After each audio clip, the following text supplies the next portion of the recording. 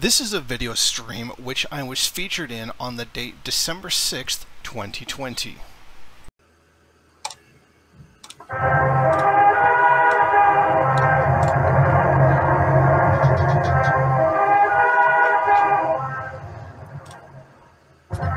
Hello, everybody, and welcome to the 19th installment of Chaos Under Heaven. I am your host, fellow traveler, and today I am joined by two very famous old guard communist YouTubers, Jason Unruhe and the Finnish Bolshevik. And today we were going to talk about a number of topics. This is going to be a very free-flowing discussion. We're going to talk about the Great Reset, the end of neoliberal era, Marxist theory of immiseration, and much more. Really any topics that Jason and Finn will want to bring to the table. I mean, this stream could really go in any direction. And with that being said, let us go ahead and get started. So, guys, what's up? Not much. Yeah, hello everybody. Hey. So yeah, I got a new microphone and I got a new webcam. So this is my old gig, my old setup. What we have here is El Junko and my El Junko mic. Now, the nice thing and this is sort of like the dual nature of everything. This mic is much more crisp and clear to the point that it will pick up literally everything going on in the room and in the house and up the street. Like, this mic is really, really crisp. So I've got to do some sound engineering to deal with that. But yeah, no, the buggy mic is done, or the buggy webcam is done. This day and age is over. We've entered the crisp 1080p 60 FPS era. That's right. We've gone from analog to digital. God damn it. I'm so happy because of it. This setup only cost me $100. Can you believe that? New hardware, gang. Black and white mono sound. Oh, surround sound speakers, 4-dimensional visuals and hyperspace connection. Oh man, I almost felt like I was living in 4D last night. Holy shit. Listening to some music, eating fungus, but that is a story for a different time. So guys, what do you know of the Great Resets?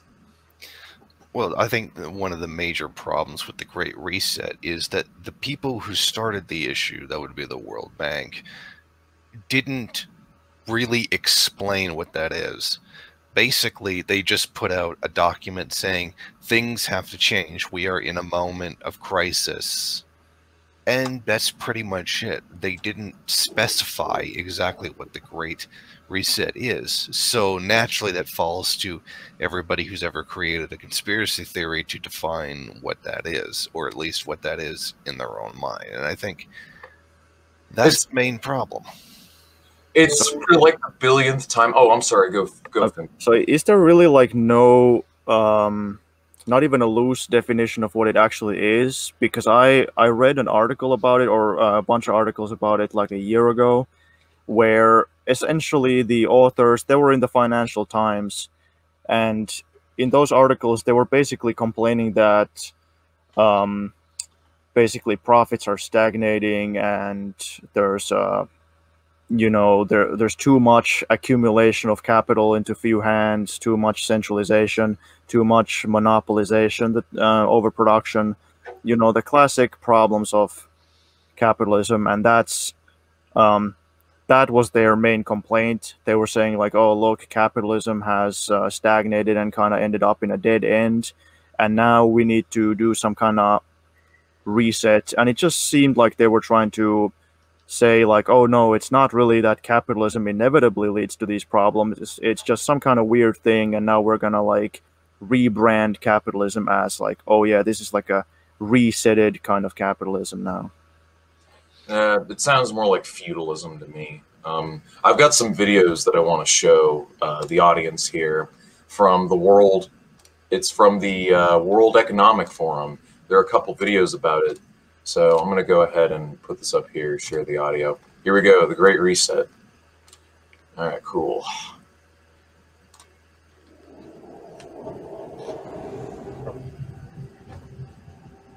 In the future, everyone will be wearing white and have to spray shit with leaf blowers.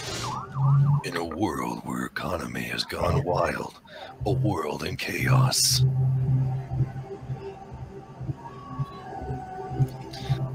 3D printers, Zoom. 3D printers. In the future, there's gonna be weather. People will be marching and trees will be symmetrical. Poor people will still be poor.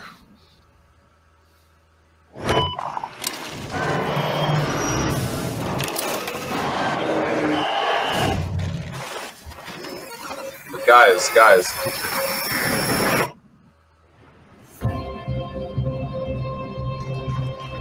Yeah, everyone has a role to play. We're all in this together, guys. We're one big corporate family. Oh man. Babies will be awake, and there will be windmills.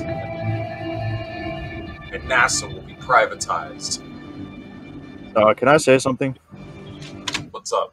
So, I mean, if we're being perfectly real here, like, capitalism has, in fact, capitalism sort of does reset every now and then because, like, it goes into all these problems, there's crisis, and the way it resets is like through a massive economic collapse, some kind of economic recession or economic depression where companies go bankrupt, people go jobless, homeless, productive forces and commodities are destroyed, and then eventually, out of the ashes, the economy, gets going again. Of course, only paving way towards even more destructive crisis. And the other, that's one way to reset the economy. Another way to reset the economy is through a massive war, where also some people make great profits, while also massive amounts of productive forces and investments and goods and also human lives are destroyed. So that's another way to reset the economy. But I'm curious to see what.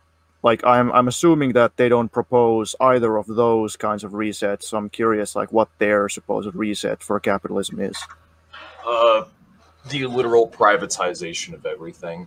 Basically, a system similar to feudalism. A rent-based economy where everyone's sharing with one another. There's UBI, but instead of there being the indirect rule by the state, which is supposed to be the vessels of the democratic process. It's just the direct rule of corporations in its most raw and naked form. It can't really be called fascism, but it can't really be called feudalism. But that's basically the direction we're heading. And there is another theory of crisis besides overproduction. What do you guys know about the crisis of breakdown? What do you mean by crisis of breakdown? Okay, so there is an alternate theory to the overproduction crisis or business cycles, and that basically, there are what really causes the major economic crashes is actually the overaccumulation of capital to the point to where in order to continue to grow the economy and advance the productive forces, it would mean the capitalist class would have to cut into their own consumption to do it. And that's when they stop investing, and that's basically when they run out of opportunities to grow. They've tapped into every market they can possibly tap into, and they've basically got their cut to the point to where in order for them to continue to grow and improve the economy, it would mean they themselves would have to sacrifice personal consumption, and capitalists don't sacrifice personal consumption. They have to get richer because that's the whole point of the system. Now, Henry Grossman, I believe his name is, wrote a book about it, about the crisis of breakdown. And basically, we average a breakdown crisis and a massive overhaul and reset of the economy every 40 to 50 years. What's up? Wouldn't that fit into Marx's theory of long waves? Oh, really? Yeah. Marx had a theory of long waves. Yeah, it was there was not only is it like, every 8 years, every 10 years, but then there's another one every 50 to 100 years. Yeah, these are the depressions. So you have your recessions and downturns, and then you have your depressions. You had the Long Depression of the 1870s, which consequentially led to the Lakota Sioux War. You had the Great Depression of the 1930s. We would have had another depression in the 1980s if it wasn't for neoliberalism and the end of Fordism. So Fordism went the way of the dinosaur. We have neoliberalism, and now we're starting to enter another breakdown crisis. And as this breakdown crisis comes on, all they can do is, like I've said, in prior videos and podcasts, all they can do is kick the can down the road, so to speak, and just pay themselves because they're a world reserve currency and they can do that. Now, this other can I interrupt for a second? So go for it. I mean, I would argue that when that situation happens, like all they need to do, like, okay, sure, they've accumulated so much, but at that point they can just start stealing from other capitalists, and that's why, like, usually wars happen. That's why world wars specifically happened. There were no investment opportunities left unless you started conquering other people's investment opportunities. So imperialism is going the way of the dinosaur, in a sense. A lot of people, when Lenin wrote Imperialism, the highest stage of capitalism, it was a time, an era when France, Britain, and Germany were all still like colonial countries, and they are still in a sense. But imperialism has been on the retreat. It's been on the decline for over a century now. Because since World War II, a lot of those Western countries have given up their colonies because they're unsustainable. And when we had those inter-imperialist wars on both occasions, they were so destructive and devastating that they just got so many people killed. And yeah, it restored profitability, but I mean, nobody really likes war, not even capitalists. It's something they had to do to keep the system going. Otherwise, I mean, the alternative was socialism. But interestingly enough, I don't believe that we're probably going to end up in a third world war because nukes are now at play. We've never had a war between two modern nuclear superpowers, but if we did, it would be literally, it would make World War II look like a small skirmish by scale in terms of like the destruction it would cause to not only humanity, but the environment. And and the thing is that the capitalists on both sides realize this. They're greedy, not suicidal. So that's the reason why we do proxy wars and a lot of sanctions and all these economic policies to try and pressure the other countries. And we don't directly confront them. The brutality of the system's there. It's just taken them on a more subtle and nuanced shape. I mean, sure, but I mean, I'm dreading the moment, like, because they already wanted to create, like, create all kinds of shields and things to prevent, like, nuclear weapons. Like, Reagan already had the idea of, like, let's create, like, a Star Wars, like, a thing that can shoot down nukes so that they don't hit their targets. So I'm dreading that. That's going to happen at some point. Somebody's going to make that, and then they're going to be immune to nukes and they can just nuke whoever they want. And also, like, I know that during the Cold War, both sides thought, like, yeah, the Soviet Union can take a couple nukes. The US can lose a couple big cities. I mean, they can still win a war even if they get a couple cities nuked. So I'm not as optimistic as you. I think there can't be lasting peace in imperialism. Like, I'm not saying that there's going to be World War III, like, next year or something. But, I mean, I don't know how things are going to develop, like, I wouldn't rule out a world war. I wouldn't completely rule it out either. I don't really see that is in the cards at the moment. What I do see is, since capitalism is on its death throes, as I've stated earlier, I think the wealthy and powerful just realize, let's just go back to a system similar to feudalism. That way we can all remain ultra wealthy and powerful, and, the peasants can just, share with one another. I want to read some of these comments because in both videos, I wanted to make a go for it. thing about war and why there may be a chance of being a conventional war where people are afraid to throw nukes. One of the problems of capitalism is overproduction, making too much. But one of the ways around that, and there have been some theories about this, is military production. Once you fire a bullet or drop a bomb, it's gone. And it can't be used again. So you buy more bombs, you buy more bullets, and they, you know, bombs could be insanely expensive. So you can't ever really overproduce them because they're instantly destroyed the moment that you use them. And that is true. And this is the reason why both Germany in the 1930s and the United States to this day developed into what are called military-industrial complexes. Really, if you ever look at America's GDP, you'll notice that there's an increase to it pretty much whenever we have a war. Like, we're able to, like, circumvent a downturn with a good war or military intervention. Like, notice how, like, immediately after the Great Recession and Obama took power, we got involved in, like, several other conflicts. And now that we're in this crisis, Biden's going to take power. And I mean, I wouldn't put it past him to just increase the number of you know, interventions we get involved in. I think it's going to be a much more technocratic, soft imperialism under Biden. Just more coups, more proxy wars, more sanctions.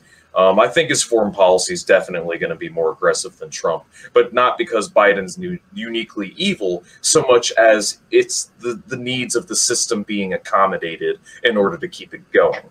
You know, there actually has to be value behind the reserve currency in order for those trillions of dollars they print to mean anything.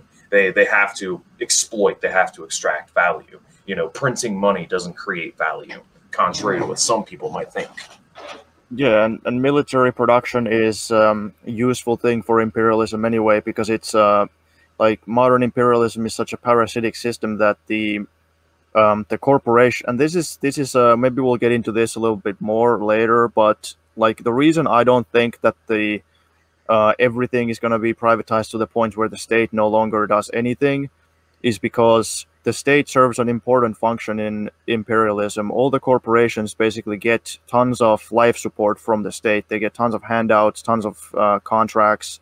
Like, it's incredibly useful for imperialism if the let's say the state just buys a bunch of bombs from private military companies, and you know, of course, those will get destroyed, and then they can just make more. But also, it sort of sidetracks the problem of people being too poor. Like, it's irrelevant if the population is too poor to consume, because it's the state who's doing the consumption. So the state is just taking all the expenses and you know, giving the profits to the capitalists.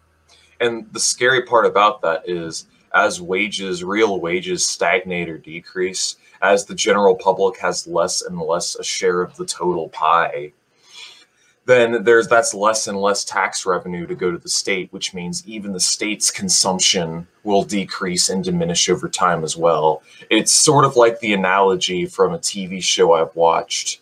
The best way to put it is, the more that they take, the less that the overall economy can give. So even if there's more economic growth, even if there's more and more goods and services being produced, while, you know, general living standards will improve, people are just going to keep getting poorer and poorer over time, because capitalism as a whole is a zero-sum game. And I think in this way, I think not now, but I think decades down the line, I think the lines between what is the first and what is the third world are going to become rather blurred, because inevitably the capitalists can't just imperialize the third world forever. They're going to have to come home and start exploiting their domestic populace even more, turning up the rate of exploitation back at home. And those third world countries are going to start to industrialize and develop. So they're going to start to become richer and more well off as they develop, and as they are developing right now. So I think that's the general trend that we're seeing in the world at the moment. Well, like when it comes to like the states running out of money, though, I don't claim to be an expert on this, but the U.S. as it is, like they're just accumulating more and more debt. They don't even. It's not like they,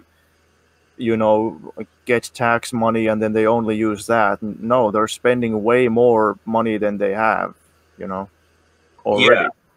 The reason for this is because, I mean, it's the privilege of being a world reserve currency. The dollar's always in demand, and America, being the big dick evil empire that it is, doesn't really, we can just keep kicking the can down the road. We don't really have to worry about paying those debts. I mean, really, let me just put it like this. You guys know who Brock Lesnar is? Yes.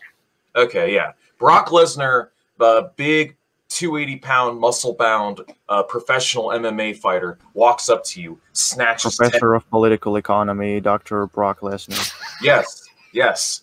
He comes up to you and snatches $10 out of your hands. Are you going to punch him? It's worth it to take a shot. Well, yeah, that's the situation with America. America is to other countries as Brock Lesnar is to us, I might be, the People's Republic of China, and I might be able to actually, that would be a bad analogy. China would actually stand a chance. I'd be more like a second or third world country against Brock Lesnar. I'd definitely get my ass kicked. But anyways, I don't claim to be that good. But anyways, the whole point of the analogy is the rich countries don't really have to play by the rules. They can just continuously play this game and just squeeze and exploit the general public in the third world. I mean, that's how America is rich and so powerful, is because it exploits itself and the world. It's better to think of America as not really a country so much as it is like a conglomerate of colonies that's kept in control by the military and the police state. That's sort of what I think of America as right now. I don't really even consider it like a country in the traditional sense of the word, just because of how heavily indoctrinated and policed the general populace is, and how people have just been turned into these little consumers. That's all people are in this country. They're just consumers, and I don't know. So you're not going to buy a MAGA hat? Probably not. I don't know. I might infiltrate the Trump rallies. I was listening to that the other day. Trump's his speech that he was giving. He's like, America will never be a socialist country. These far left communists that have infiltrated the Democratic Party. That's right. Comrade Biden will destroy our economy with higher taxes. Did he actually say that? And a Green New Deal. Like, even though he didn't even fucking say he was going to do any of that shit. He's promised Wall Street he's not going to do a lockdown. He's not going to do a Green New Deal. He's certainly not going to do single-payer healthcare. Oh my fucking... How does this red baiting even work? Saying this shit about Biden they all sound like good things to the general public, do they not? How are you going to use these as a scare tactic? Oh, you're going to give everyone jobs? Like, who the fuck is going to be turned off by that? I mean, both sides do it too. Like, they said, like, oh, Trump is a Russian Kremlin asset or something, and they used to say, like, Obama is a communist. Of course, Bernie is a communist. Blah blah blah. Oh yeah, no, I remember that shit. Like, you're a puppet. No, you're a puppet. You're a puppet to the Kremlin. No, you're a puppet to the Kremlin. It's like two people that are friends backstage. They're just shit flinging in front of the audience. I don't even consider these elections real, dude. I think it's all spectacle, a dog and pony show. They're show elections, man. It's to get people. It's the appearance of being interested in politics, and I think optics is an important topic under capitalism. I really ought to add that as yet another topic once we get through immiseration. But we will talk about optics at a later date. For now, I want to talk about the 8 predictions of the world, more of the Great Reset, and I want to review the fascist paranoia in the comment section below. Is there anything else you'd like to say, by the way? Yeah, I just wanted to say, even like what you were saying with you're a Russian puppet. No, you're a puppet of Beijing. Roger Stone has come out saying that North Korea sent a bunch of fake ballots to the election. I have no comment. No comment That's great. whatsoever. What seriously, what do people, why are people so afraid of North Korea? Some broke ass country sanctioned into oblivion on the other side of the planet. What in the world have the North Koreans ever done to me? Like, what possible threat do they pose to anyone all over the earth? They're not the ones going around conquering countries, sanctioning countries, cooing and assassinating sovereign leaders, going to war for resources and pointless military adventurism. North Korea has actually been a really fucking peaceful country since the 1950s. So I don't really know what everyone's so afraid of. Well, basically, they do crazy things. And we know they do crazy things because they're crazy. And we know they're crazy because they do crazy things. Right. Did you guys know that Kim Jong-un isn't actually the most powerful man of the country? He's not like the actual head of state. They actually have like a president, apparently. Well, I mean, they literally said in like all of mainstream media that, you know, after they made that like whatever the movie was about North Korea, like The Dictator or whatever it was called, that North Korea literally hacked like all of Sony's servers or something, and like committed this massive. They're like at the same time supposedly the shittiest country on the planet, but they're also this fucking tech giant that can just like take down the biggest like tech companies in the world, that they can like influence everything, even apparently US elections. Oh, you know it. They're also simultaneously so poor that they can't feed their own people, while at the same time being able to put on like a city statewide Truman Show for people that vacation and take field trips to the DPRK. So when you go around Pyongyang and it's like a really clean, nice looking, like modernized city, it's actually one big Truman Show. They're all paid actors. They have money for that, but apparently they don't have money, you know, to provide basic amenities for their people. Yeah, you see like there's like some guy at the street corner like eating like an ice cream cone, and then you'll go up to the guy, grab the ice cream from his hand, and it's like plastic. It's a fake ice cream. Like, Oh yeah, the fake ice cream cone. They're all actors. The fake grocery stores. I love that. I love that fucking propaganda. I love all the cartoonishly stupid and evil shit we say about this country, just to manufacture consent for their disdain. Like everybody who's driving around in a car is just driving around, so it looks as if they're driving around. They're not actually going anywhere. Oh yeah. Anyways, 8 predictions. 8 predictions. You guys ready to see the future? That's right. You'll own nothing and be happy. Looks hipster. Wait, I don't own shit right now, and I'm not that happy. So I guess that's kind of an improvement. Well, whatever. Anyways, whatever you want, you'll rent and will be delivered by drone. Oh yeah. The U.S. won't be the world's leading. True. That's right. China, India, and Turkey apparently.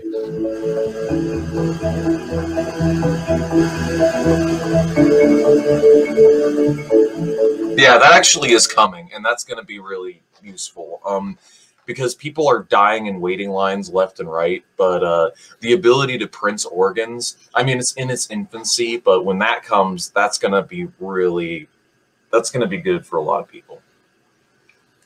It's just going to suck because only like the top 5% of the population is going to have money for it.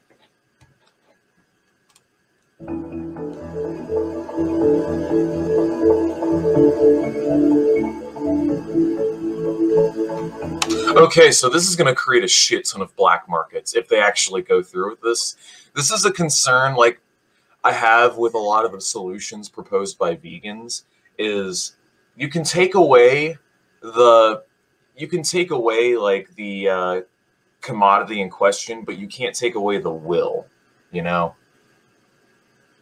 People like Sure, but I mean, I don't know. I mean, sometimes if you ban something, sometimes it works, sometimes it doesn't. I don't really know why exactly, but I mean, you know, why don't people want to eat other people? I mean, I don't know. I guess some people still eat other people even if it's not allowed, but I don't know.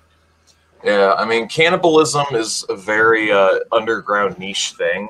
I don't think this would be, I mean, especially in America where meat has become such a staple of the average American diet. You go down to McDonald's or you go to, I don't know, Rallies and you just get chicken fingers and your French fries. And that's just sort of become like what people eat. And it's terrible for you, don't get me wrong, because it's all deep fried food. And I mean, there's I no. mean, the way I would envision it is that, you know, at schools, workplaces, public buildings, they would have, you know, free meals. You know, if I got to do it the way I wanted to do it, I would give like free meals at, you know, workplaces, schools, what have you, and it would be largely no meat. You know, that's the way I would do it. If they still want to buy meat, then okay, whatever. That's like a different thing. But at this point, you know, I don't know, the way consumption in capitalism works is that, you know, the companies, they lobby and then they get their products into schools or diners or whatever. They get their vending machines everywhere. Like, people didn't just one day decide like, oh, we want to drink Pepsi Cola all day. No, it's because Pepsi lobbied politicians and they got Pepsi vending machines into all schools, and now like everybody all of a sudden desires Pepsi. You know, sometimes supply creates demand, but sometimes demand also, or yeah, sometimes demand creates supply, but sometimes supply also creates demand. Yeah, every time I think of what vegetarians and vegans want to do, it kind of reminds me of the South Park episode where you have the goo man who he has the goo that he pumps through his pipes, and he basically the goo can be turned into anything like fake meat, fake burgers, and shit. And he talks about his network of pipes that he pumps across the countryside full of his goo. And I just sort of think of that. Oh, it's the I don't know. I can't. Whatever. I'm not able to find it. But I don't know. I just thought it was funny. I am a goo man. Most of you guys probably don't know what I'm talking about. South Park's one of my favorite shows.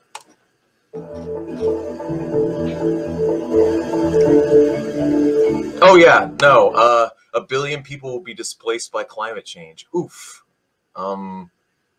So this is the reason why I think there's going to be an upsurge in fascism in our lifetimes. Just because, do you see how paranoid people are getting in Europe and America over just like a few million migrants? Yeah. Yeah. Like all these right-wing demagogues, these xenophobes, they're so terrified of these migrants coming over. I just want to see the look on their face when it's just tens of millions of people, hundreds of millions of people flooding the global south. Like it's just the global south is probably going to get emptied out, and I think Canada and Russia will become the world's breadbaskets as you know, in capitalist oligarch Russia. Climate change is good because, you know, Siberia warms up and you got all that new land for irrigation and all that new land to exploit, you know? So I think Russia will benefit down the line from this.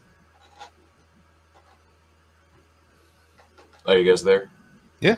Oh, sweet. No comment? Gotcha.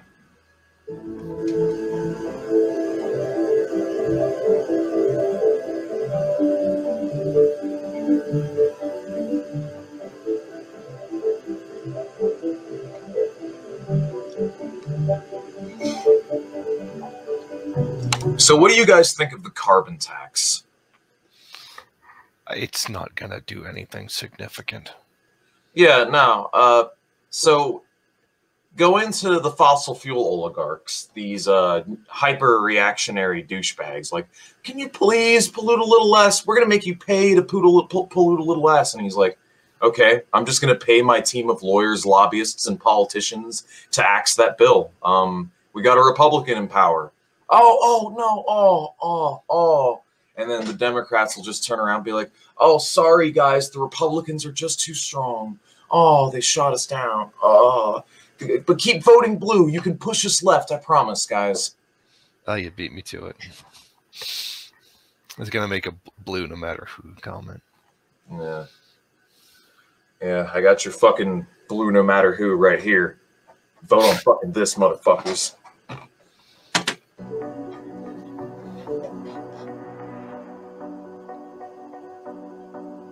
Send me to space? Fuck yeah, dude. I want to get out of here. Fuck this planet. I want to go to Mars. I want to become space. I want to become a Martian. I mean, only recently I saw how, like, if you spend, I mean, of course, we know that your muscles atrophy if you're in low gravity, so you have to, like, you know, I don't know if they can fully prevent that, but they try to do something. But, like, I only recently I heard that in space, like, your eyes, like, your vision gets all messed up because, like, there's supposed to be a certain kind of pressure inside your eyeballs. And I don't know if your vision might not even return to normal once you come back to Earth. So the idea that they'll like, oh yeah, you'll be able to stay perfectly healthy in space for an indefinite period of time, like, yeah, I don't believe that. Yeah, so no, here's what I'll do, bro. If they send me out in space, I already work out and lift weights, but if they send me in space and gravity's lower, I'll just lift more weights, dog, and I'll be fine. But in all seriousness, they actually use bungee cords right now to keep you like glued to the floor, to kind of simulate that pressure. Another way they could simulate gravity is just by spinning the space station out in space, just creating artificial G's, you know? Yeah, because, centrifugal force. Yeah, with the centrifugal force. It's also kind of like the idea of how they're going to get people out into space from Earth, because Earth is a closed system, and it takes an extraordinary amount of energy, tremendous amount of energy, to break it out of this atmosphere and, you know, leave the gravitational pull of the planet. So much so that like 90% of a rocket's mass is actually the fuel itself, which is why when you see rockets go up into space, you know, pieces of it break off and there's less and less of the rocket until you right. Yeah, I mean, but otherwise like 90% of the rocket's mass is the fuel, but we need a more efficient way to get up there. And they've had talks about it, like how you can like a ladder to space. I don't know if you guys have heard of the space elevator. Or, yes, I've heard of the space elevator. Yeah, the space elevator is a pretty cool idea. But no, get me off this planet. This planet's fucked. Seriously. I want to go to Mars. Be like Matt Damon growing potatoes. What are our fucking values? Consume? Yeah, I don't know, like Christianity, kinda. Is that it? Like, what else?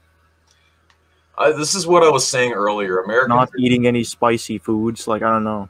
I can't live without spicy food, but no, like at least here in America, I don't know what it's like. I can't speak for the Canadians or the Finnish people of the world, but here in America, people all live in little boxes, and when they leave their houses, they take little boxes with them. They've got little boxes in their pocket. Everyone are all these little atomized, isolated little consumers that just do that. They just consume. They just buy shit. And I know, because I mean, I don't proclaim to be better than anybody else. I'm just ahead of the curve.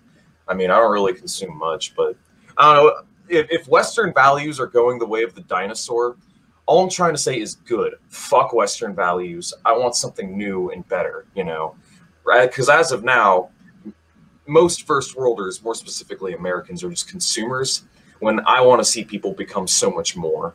That's all. So you want Islam to take over? Yes, yes. Inshallah, comrade. Inshallah. I want everyone to be inundated by the blinding light of Allah. Fuck yeah, dude. Sharia for the win. Sharia. Fuck yeah. Checks and balances that underpin our democracies must not be forgotten. Wait, when did we have checks and balances? Well, yeah, no, it's democracy for people with money. That's what they mean. Oh, okay. They won't be forgotten. Like, they could totally go away completely, but as long as we don't forget them, you know. Oh, you know it.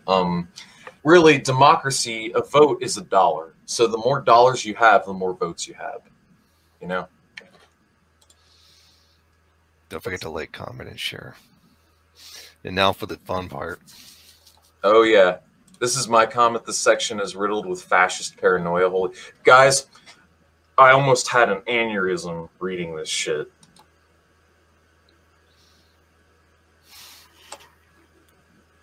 Totalitarian freaks who made this prediction will be in jail and humanity will gain its freedom.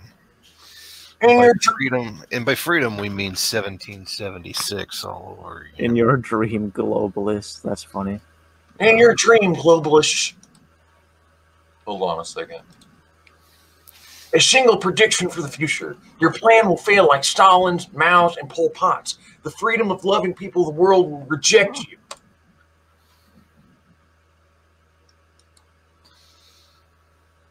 Can you comment kill yourself for me? Nah. Artificial intelligence does not exist. Hold on. Jump off a cliff in Minecraft. I don't even think natural intelligence exists at this point. Yeah, no, it's just more and more. As you go down, did they try this in Ukraine? Oh, they slaughtered millions. Oh, yes, the Holodomor. We won't own anything. I bet old Carl S. and his buddies are These comments are almost like parodies of themselves. They're so ridiculous. Who is Carl S? Carl Stalin? Apart from a few twists and updates, they must have read Karl Marx's mind. They financed Lenin and Trotsky into... Guys, I'm getting so fucking sick of hearing about this shit. What do you know about Wall Street and the Bolsheviks? Well, basically, communism is when you ally with capitalists, because that's what anti-capitalism does, is ally with capitalists. But I mean, honest to God, it's at the point where you read these comments and I go, you know what? You are officially not allowed to think for yourself anymore. I will do that now for you. Look at the shit that it's... So let's actually take a look at this. They financed Lenin and Trotsky, financed Hitler. Okay, so this guy is big brain. He's saying like that both communism and also Nazism were both funded by the same guys. Because listen to Jordan Peterson. I am swayed. This convinced me, at least. I think you mean funded by they. Yeah, exactly. Yes, they. I mean, the idea that Wall Street created the Bolshevik Revolution is it all comes from this one book written by one guy, and you know, if you actually read it, he ends up like backtracking most of the shit. Like, it's false anyway, and there's no evidence for it. It's all like very anecdotal. Like, he says like Trotsky scammed some guy for like a small amount of money, and some Americans sent like Red Cross food aid to Russia. Therefore, somehow that's Wall Street giving them money, and you know, he eventually backtracks like most of the claims. But yeah, I mean, it's pretty much that. There's really nothing. Wait, you're telling me the author backpedals like a bitch after making outrageous claims? That's wonderful. Well, yeah. I don't think he ever says exactly that. Like, the best thing he could claim is that they received some small amount of money, like some relatively small amount of money, and it, to an extent, could have contributed to the success of the Bolsheviks. But he doesn't really fully claim that the Bolshevik Revolution was completely like foreign created and not based on anything real in Russia, because that's an impossible claim to make, you know. So he doesn't really say it.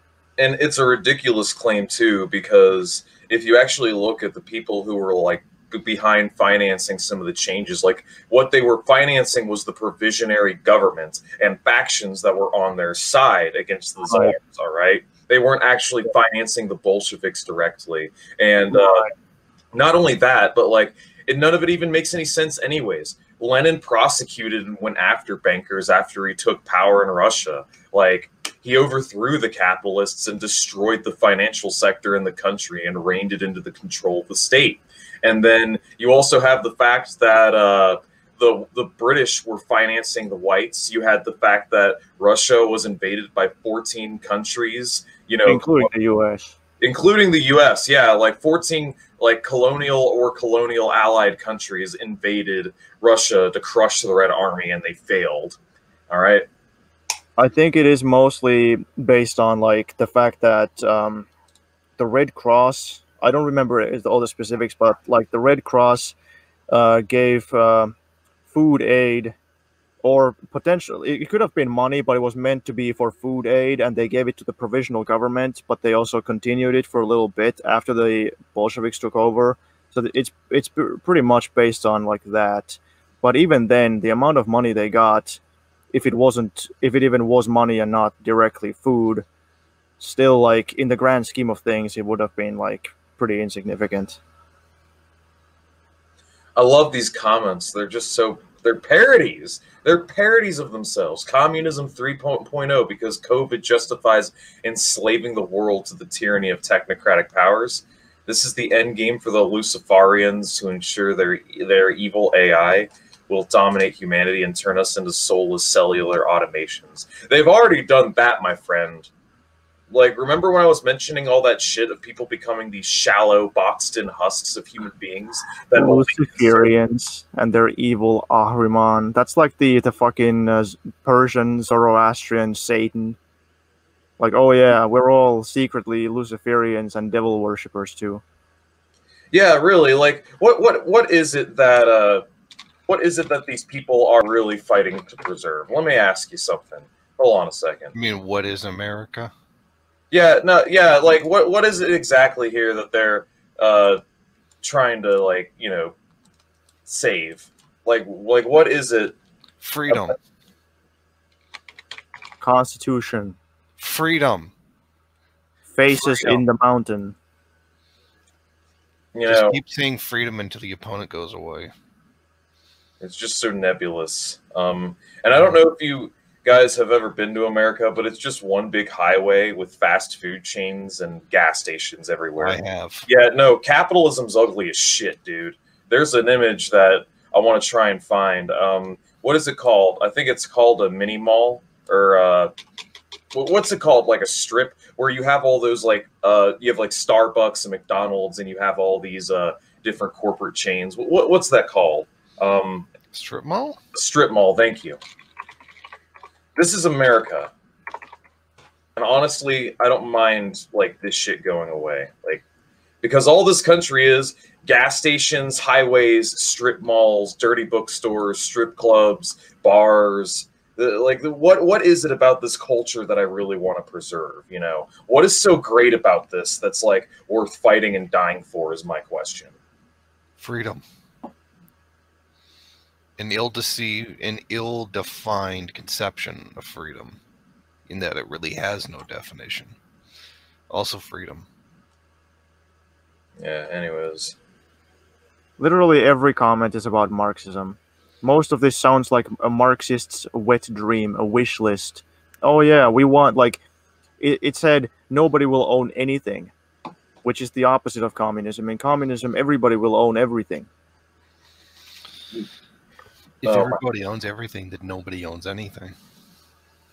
Well, people own shit in communism. That's what personal property is. Yeah, but Frank Zappa specifically said communism doesn't work because people like to own things.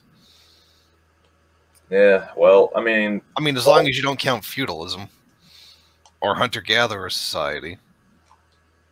Yeah, whatever. Well, he made like 80.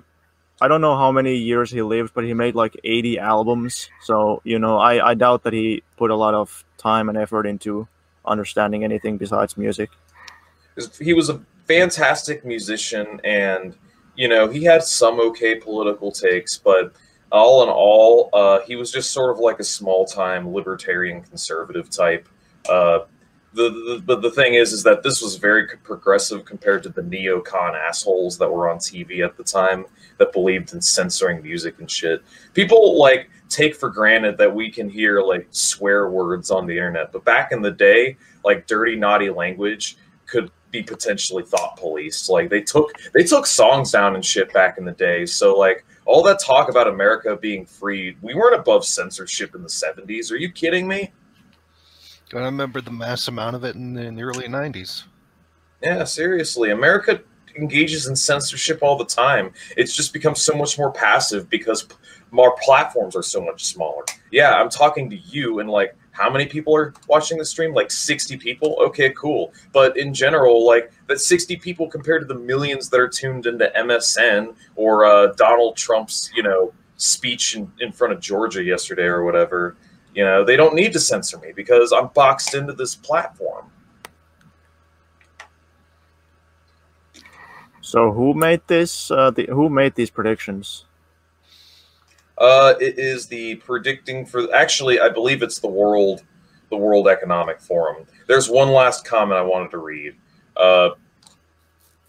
One does not establish a dictatorship in order to safeguard a revolution. One makes the revolution in order to establish the dictatorship of the proletariat. Yeah, okay. Yeah, whatever. Nah, it's so ridiculous. These comments, like basically Chinese communism, economic forum. We already tried community ownership. It's called communism, and we got the same utopian dream sold. It was a hellish reality with mass starvation, death, execution, gulags, work camps, and evil authoritarian dictatorships. Dude, I feel like after the revolution, we're going to need to build rehabs specifically for people like this. Yeah, like, I mean, when somebody says in the future you're gonna just rent everything, oh yeah, that sounds so much like communism. Oh yeah, absolutely. Yeah, it's ridiculous. So what is the Great Reset? I have an article. I'll admit it's a blog, but it kind of goes over it. We can take turns reading some passages and, you know, just go through it.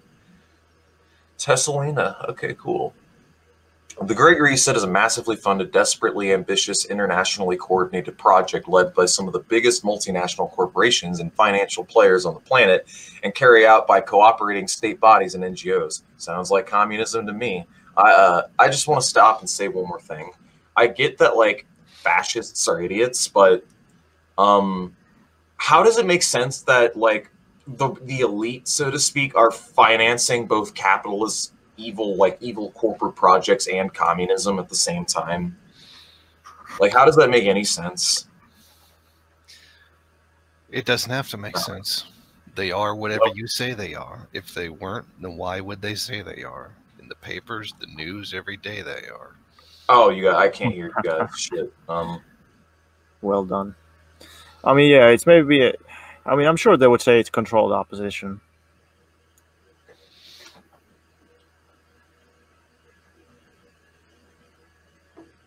Hello? All right, you know what? Raise your hand if you can hear me, Jason. Perfect. I can't hear anything you're saying, so here's how I'm going to work this. Test. Hello, I'm going to put this over here, just because I don't want to interrupt you guys, so this is how I think I'm going to do this, as messy and messed up as this is going to look. So much for all that new microphone and shit. All right.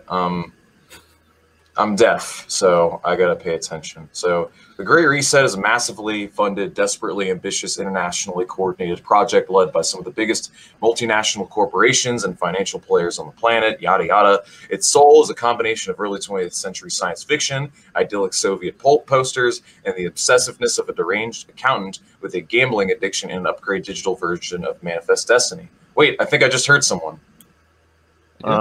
Test. Hold on. Try talking again. Testing. 1, 2, 3.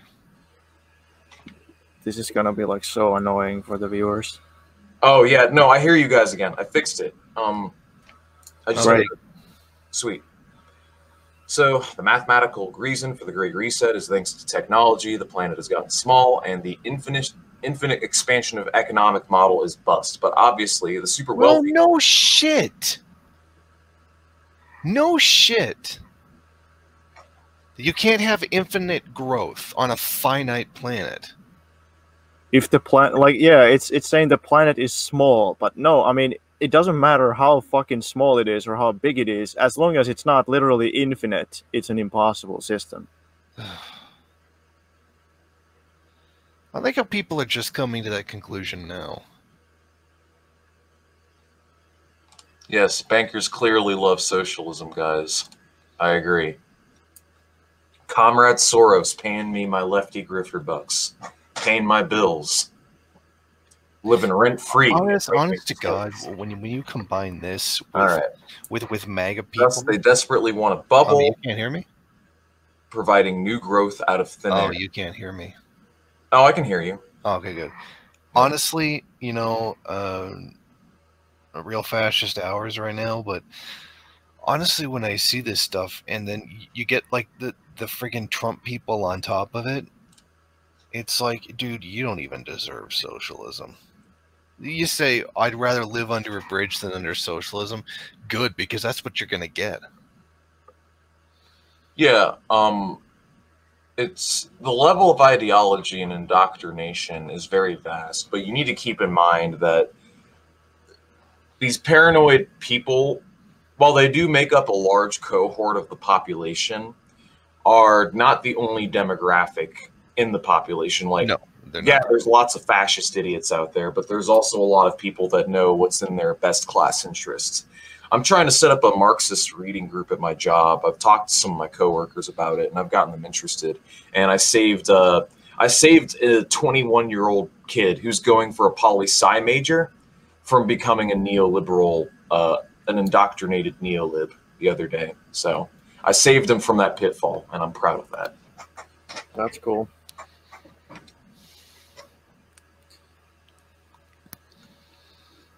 Yeah, as long as the bridge that I'll be sleeping under is going to be owned by another white person, I'll be happy.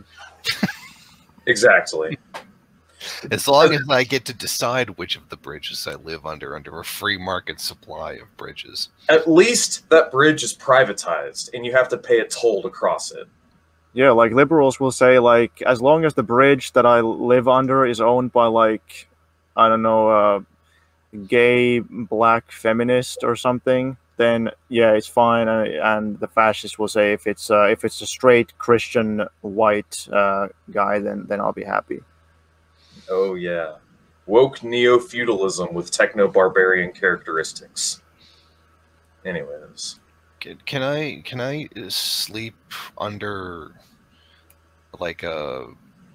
I was trying to make a joke and I screwed it up. nah, you're good.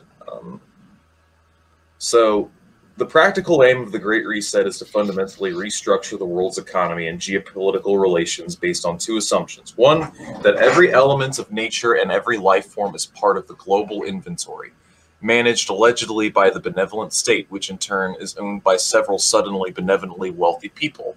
And two, that all inventory needs to be strictly accounted for, but in a central database. So it's going to be a centrally planned economy.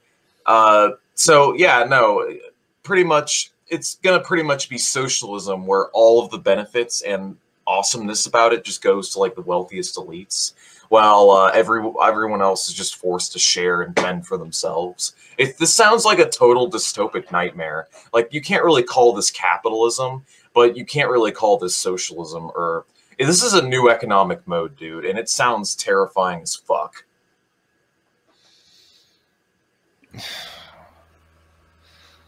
Yeah, where you don't own anything, you only rent things. Yeah. Who owns them then? Who do you rent them from?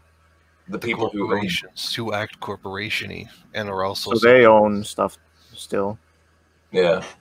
They'll own literally everything, and it doesn't matter if the only people that can afford life-supporting necessary goods and services make up a smaller and smaller contingent of the ultra-wealthy population, because as it turns out, markets don't trend in the direction of everyone having access to cheap goods. They trend in the direction of what's profitable.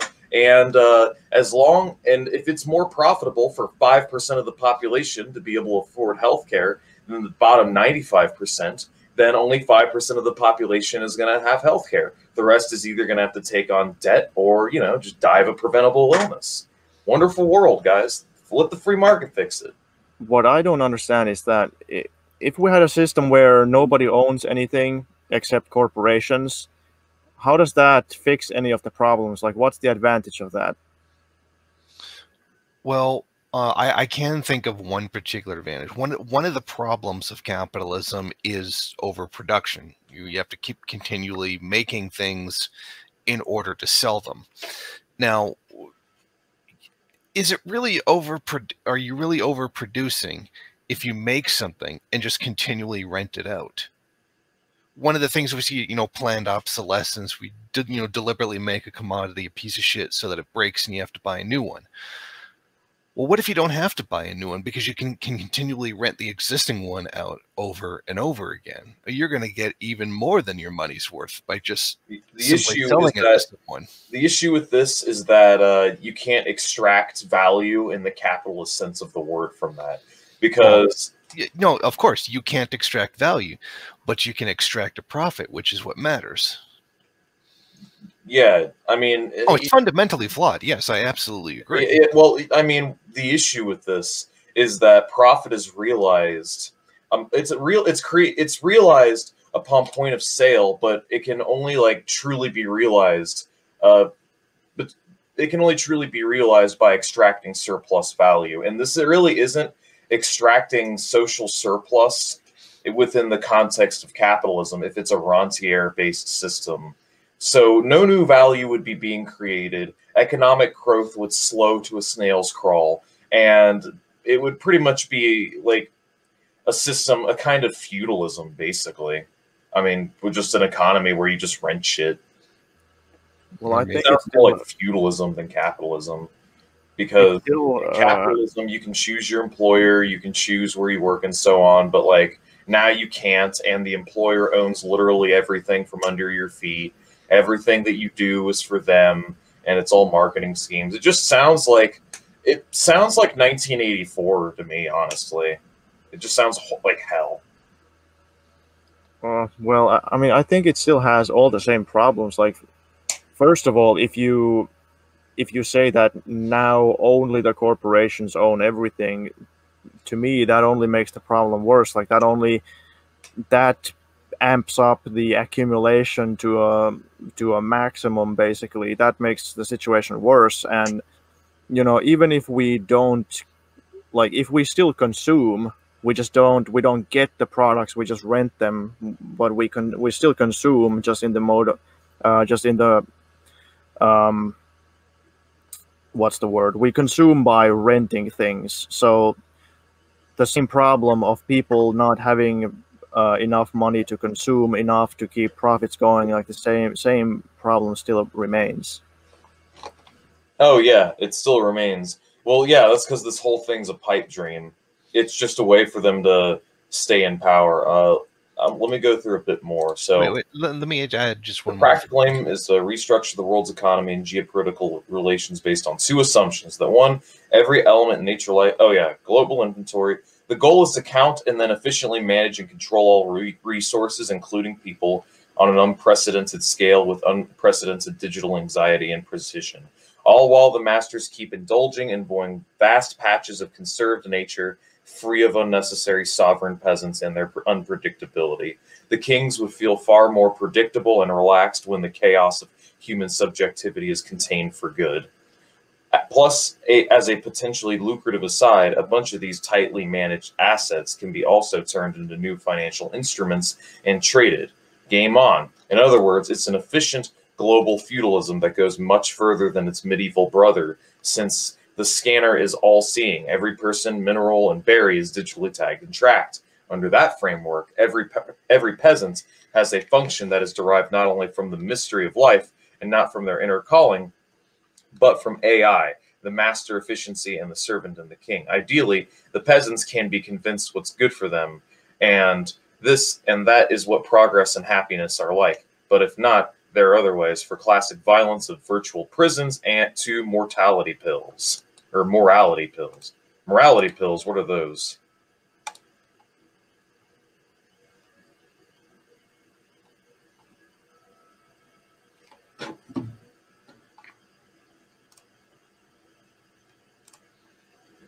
You guys there? Yeah. Fuck, my sound went out again. Well, anyways.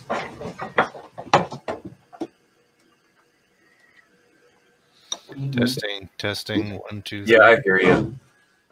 You're coming in and out of existence. I love how it really feels like that, man. Yeah. Are you still there? I'm still here. Okay, perfect. All right. Do you guys know what morality pills are? Sorry to go on a separate tangent, but I have never heard of morality pills. Yeah, well, we can... Or have I? Come on, isn't there just a TLDR of this? A good morality pill, I don't give a fuck. Anyways, if reform in the question is meant to disrupt all areas of life on a planetary scale, government, international jobs, finance, energy, etc., and it starts with changing the way we think of ourselves and our relationship with the world. Notably, privacy is a huge thorn in the collective eye of our great resetters, and as I am typing this, they are pushing their sweet talking points about how privacy is really an outdated concept, especially when it comes to, well, yeah, this is basically everything's out in the open, and everything can be seen, and anybody can look at it is what they're pushing for, and it's pretty much so that they can better easily survey and monitor the general public. This just sounds like such a fucking nightmare, dude. I would fucking kill myself if I lived in a world like this. I'm not gonna lie. This just sounds like hell. It certainly does. All right.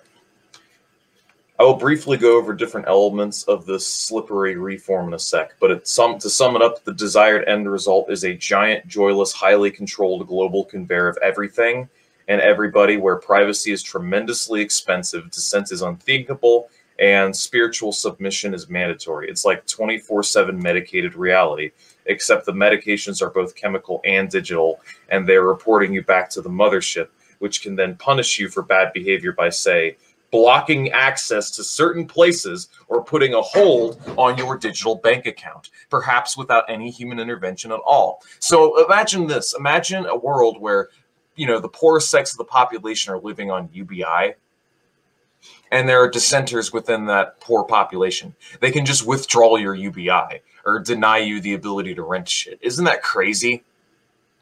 Actually, this sounds a lot like the movie Equilibrium. Oh, yeah, that was a pretty good movie. Oh, my God. It's like the perfect hybrid between 1984, Equilibrium, and, like, New World Order. And the worst part of it is all the retards that are, against this all think it's communism. Dude, it is. Communism is whatever you're afraid of. It's atheists trying to undermine America. It's feminists trying to halt population growth. It's them bloody Islams trying to force their Sharia law on us. It's devil worshippers. Thus, on a century level, as it relates to money and power, this conveyor is an attempt of the super wealthy to organize and monetize their assets, including people, more efficiently than ever before. On a theological level, the initiative is shaped by transhumanism, a former belief system rooted in a pathological feeling of being repelled by all things natural, and resulting in the view of biological forms as defective robots, which are made perfect serial killers perfect by merging with machines in a way that redefines the meaning of being alive and defies death itself. Well, I'm not a fan of transhumanism, but that was a false description of it. Transhumanists don't like, oh, let's become serial killer machines. That's not what they're in for. That's not what they're going for. I don't know anything about transhumanism. I have a vague idea of what it's about.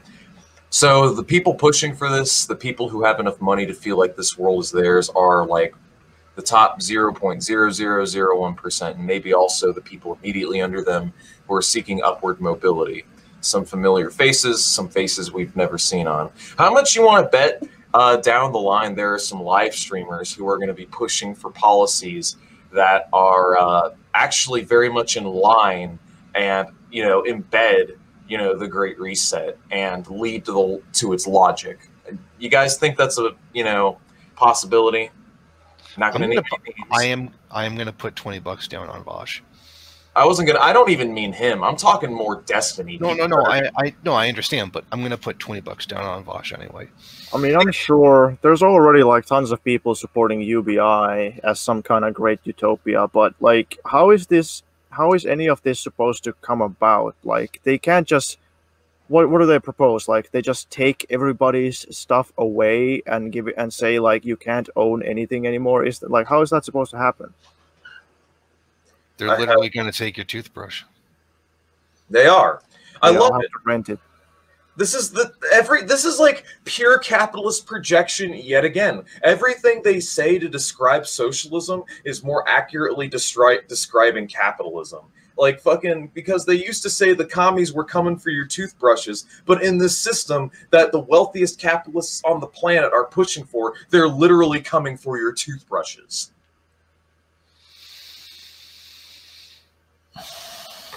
I don't know. I feel like this is maybe a distraction. I don't think anybody is seriously pushing this. Like, they just wanted to say that, oh, look, capitalism isn't really unsalvageable. We can do something, but I don't know if they haven't given any specifics because they don't have any specifics. There is nothing to this. Like I said at the beginning of the broadcast, it's all very vague. And this is, keep in mind, this is just one person's opinion of what the Great Reset is. This is not someone who has the kind of power who would be enforcing that kind of thing. I think the oligarchs of the world, they don't really see nations. They just see like a world that they can exploit and like toy with. And I think that this is all very realistic.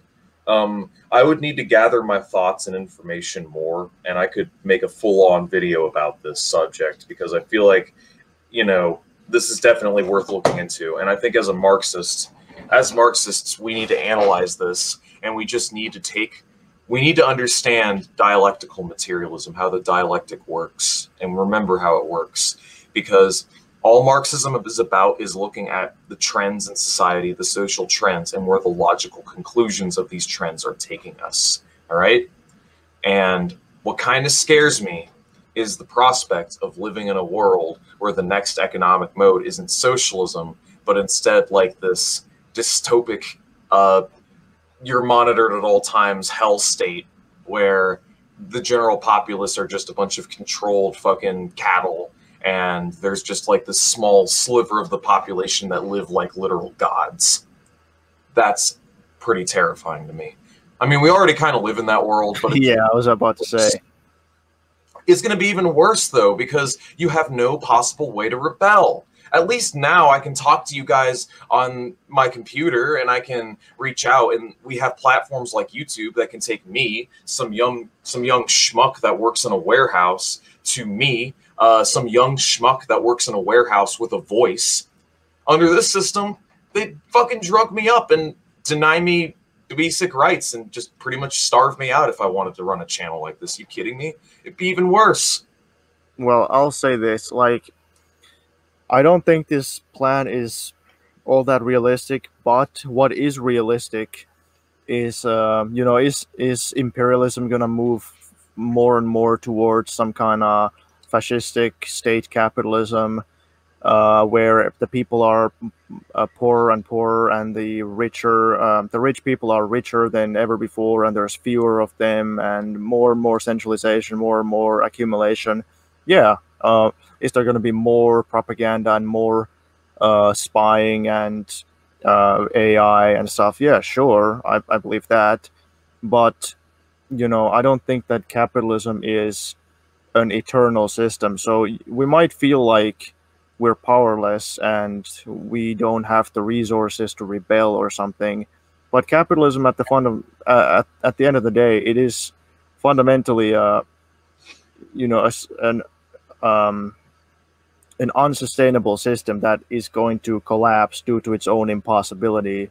So in that sense, it's always possible to rebel, and in fact, it's inevitable to, or it's unavoidable. Like the revolution can't really be avoided, no matter what kind of AI and spying and whatever they can come up with. I think the one thing that really disheartens me, though, is like they're mentioning the AI, 5G, Internet of Things, and all that, all this wonderful information technology. that would make planning an economy where everybody's needs are met easier than ever before. We could seriously eliminate poverty and world hunger and solve so many problems with these technology if we utilize them properly. We'd be able to account. Dude, we'd be living in the Star Trek era if we actually put these things to good use and not the cynical, motivations behind the implementation of these things, to where they're just commodified, where they're just privatized, where they're things used by a minority of assholes to continue to enrich themselves and control the general population. This is totalitarianism, all right? Once again, all that shit you heard about socialism being totalitarian, pure projection. This is totalitarianism right here. And that's where they want to take us. That's why I'm really stressing that we kind of rethink the way that we envision. We got to think like the people that are on the path to becoming trillionaires. If I'm a billionaire oligarch, if I'm a Jeff Bezos or a Elon Musky Tusk, like, how am I going to make even more money? How am I going to squeeze the population even more and get even richer? And how am I going to exert even more control? But we also have to be objective in our analysis. There's a dual nature to this. But do you guys have anything else to say? I don't want to just hog all the air in the room. No, I've pretty much said my piece. Yeah. So here's my thesis. A thesis that I've been kind of thinking about. Like I said earlier, all these things could be used to our advantage. And it actually is like a general rule of thumb that the more advanced capitalism as a system becomes, the more its mode of production slowly begins to resemble that of socialism, as all of the institutions that exist continue to consolidate to produce the things we consume on a regular basis. As technology advances, information technology, the division of labor becoming more and more socialized, and so on. Fewer and fewer entities, everyone working for the same general entity. It does trend us closer to socialism, but the only thing that's left, that's still in the way, are market forces, market incentives, just the general capitalist system and the liberal ideology. And one thing that I really think we ought to be pushing is the idea of, why are we talking about voting for politicians? Why can't we vote for the CEO of Amazon and the executives of Amazon? Why can't we vote for people who are in charge of these companies to actually represent us? Why do we get a say in the political arena, but we don't get a say in the economic arena? And I think that's the type of questions we should start asking people to get the wheels turning in people's heads. What do you guys think? Yeah. It's just an idea that I'm pitching. But I guess I'll continue to read. By the way, this article was probably written by a right-winger, because now check this out. Yes, there's definitely coordination and continuity, as this continuity in the dynasties and philosophical trends. Some of it is ephemeral, and some of it is more concrete. On the ephemeral side, the vision of the resetters is related to the futuristic ideas that were popular in the early 20th century, to the dream of a global corporate monopoly that propped up the Bolshevik Revolution of 1917, and the overall crave of controlling the world with technology, something that was attempted and failed in the Soviet Union in the 60s. Yeah, here we go. This is the same. Oh, hell yeah. Oh, God. They're doing this bullshit all over again. Wall Street and the Bolsheviks. Yes. And he's referencing that book by Anthony C. Sutton. This is... I have to review this book. I have to talk about this fucking Nazi propaganda. Like, seriously. No, the author of the book needs to be thrown down an infinite flight of stairs. Yeah. Mario 64. The infinite stairs from Mario 64. Oh, Yeah, yes. do it. I mean, people like this, I wonder how people like this manage to eat without accidentally killing themselves with a fork. That's how stupid they are. Well, and the worst part of it is, are you guys familiar with the term "a broken clock is right twice a day"? Yeah.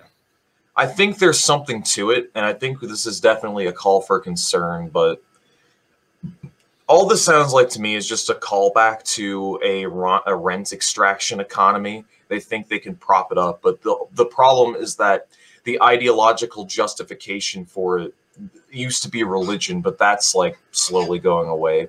I mean, one way or another, I think we are going to end up in a communist society. I think I don't want to make predictions of the future because no one can see in the future. The world changes so rapidly, decade by decade. But I think the important thing is that we just sow the seeds now and just do the important work that we're doing right now, so that this becomes something big down the line. I'm a big fan of dual power. I'm not gonna lie. I've been in contact with the PC USA and the DSA, and after this overtime business is over, I'm going to be dedicating a lot more of my time to doing on the ground work, and uploading YouTube videos. The main reason why I've been sticking with the live streams is because it's an easy format, and I literally don't have time to make videos right now. So, I mean, it is what it is. Yeah, like I can relate. Like, usually I have tons of things to do, and then I don't have enough time to do them all, and then I go to work, and I'm at work, half the time, and I'm just thinking about all the stuff that I should be doing, but I can't because I'm working. I can, like, with the amount of overtime you're doing, I can imagine that it's even more like that. Yeah, it's rough. Anyways, we got a general idea of what it's about. I need to do more research, but I think we should stop with the dark. We should get to more positive vibes, is what I'm trying to say. And I have something funny. Can I say something in conclusion? Go for it. Well, I think like all of these like conspiratorial types of things about how there's a global elite and who are secret Zionist, Muslim, atheist, communist, Luciferians, like they it's false consciousness, but it's like they realize that of course there's rich, powerful people who exploit and oppress everybody else, but then they can't make a real materialist analysis of it. Instead, they just jump into these crazy conspiracy theories. This is it has to be based on confirmation bias. There is no, it's impossible that they rationally looked at all the facts and then they arrived at this conclusion. Like, no, they thought like, oh yeah, wouldn't this be an interesting theory, and then they just tried to find like even a shred of evidence to corroborate it, or just speculation. Do you guys know who Hans Hermann Hoppe is? Yep. He is fucking insane. He wrote a book about why monarchies are better off. And there's this liberal economist that came along and just completely blew him the fuck out by stating that every liberal democracy on earth, every democratic country on earth is literally richer than every monarchical system on the planet left. Like 10 times out of 10. Like, liberal democratic systems are way wealthier than monarchical systems, and just completely blew him out of the water. And then he went on to say, well, that's because they're all in African countries, and African people are just smelly or bad or whatever. The dude like straight up lets Nazis and fascists at his rallies, and he just tolerates their presence. He's just really just cool with them being around because he thinks something property rights. His ideal system just sounds like a dystopic hell world where you just have private fiefdoms, fighting for one another or fighting one another. He's basically an advocate for feudalism. But anyways, here's a funny video I want to show you guys to kind of lighten the mood. So this is from an NGO, it's on my desktop. Oh, here it is. This shit's funny as hell. You guys ready? 美国，这个全球最富裕的国家之一，仍面临着饥饿的困扰。在这个国家，尽管食品供应过剩，却仍有4900万美国人在挨饿。许多人无力负担健康的食物来提升生活品质。帮助美国，从现在开始。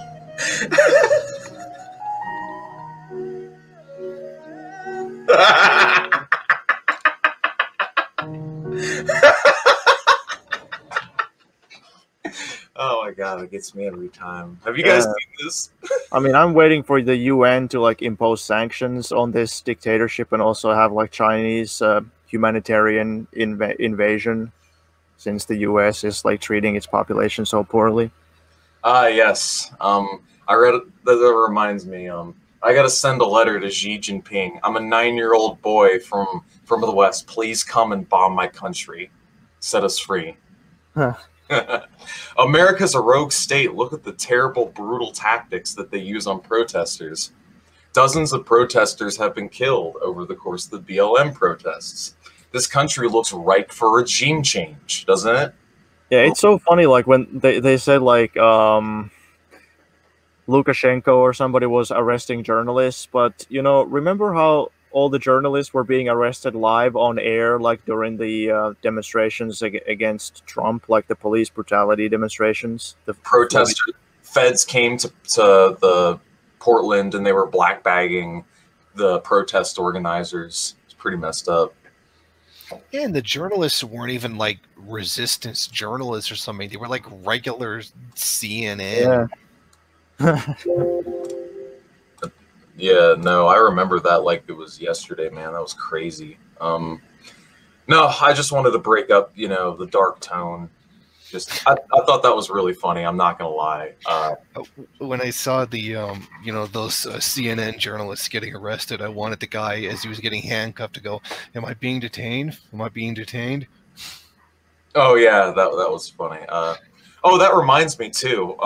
I saw some interesting political art surrounding it too, like how all the people that were like backing and supporting the Hong Kong protests were basically against the BLM protests. It's very funny to me. And it's also funny, did you know that there have been fewer arrests, less property damage? Well, there's been more property damage, there's been way more rioting, and a lot more like brutality underneath the Hong Kong protests, and yet the response from the Chinese state has been so much more tame and mild. If American BLM protesters had the balls to pull the shit that they were doing in Hong Kong, blowing up airports and shit, you have my words, like crowds of protesters would be getting massacred, burning people alive, just killing just random passersby, just beating them to a pulp, like trying to provoke the police. Yeah, and killing people because of the language they spoke. Oh yeah, exactly. It's just crazy. But yeah, no, the Chinese response has been so much more mild. But no, they get called a horrible, evil dictatorship, and they have the monitoring technology. I hate all this projection, man. Everything we say about China more accurately describes the United States half the time. Like China is a republic. They have rule of law. They have a constitution. They don't they even have free speech? Like, just curious. I mean, maybe like the way all capitalist countries have freedom of speech. Like, oh yeah. I mean, who controls the media? Those guys have the freedom. They are alleviating poverty. Okay, guys. I've heard this a million times from Dangists, and it is true. Yes, when you have economic growth, advances in the productive forces, and a general increase in technological and industrial productivity, it has the side effect of increasing the general wealth in society. Irrespective of how that wealth is produced, it is going to raise living standards because, in a sense, a rising tide does lift all boats. So this does not prove that China is a socialist country because capitalism can do the exact same thing. The difference is that under capitalism, it's obviously distributed like this. Right. Not only that, but capitalism grows slower and is hindered by a lot of waste and inefficiency caused by the business cycles. You have reserve labor pools. You have a lot of side effects. The reason why China hasn't really experienced business cycles is because, one, they have hundreds of millions of people living in the countryside. That's a lot of untapped labor for industry. And two, they also have like an infinite pool of markets to sell their planned obsolescent goods to.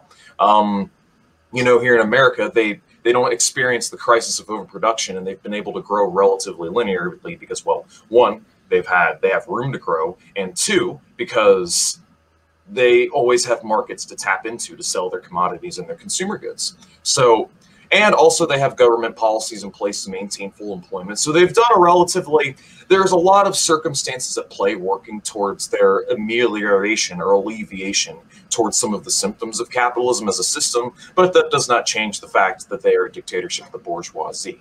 They respect private property in their constitution. They have literal billionaires. They have second country in the world for the number of billionaires in the populace. They have, you know, bunch of wealthy oligarchs within the Chinese Communist Party. Xi Jinping himself has a net worth in what, the hundreds of millions.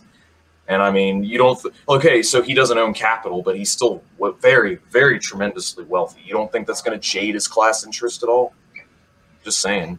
He may not be a capitalist, but he's wealthy as one, is all I'm trying to say.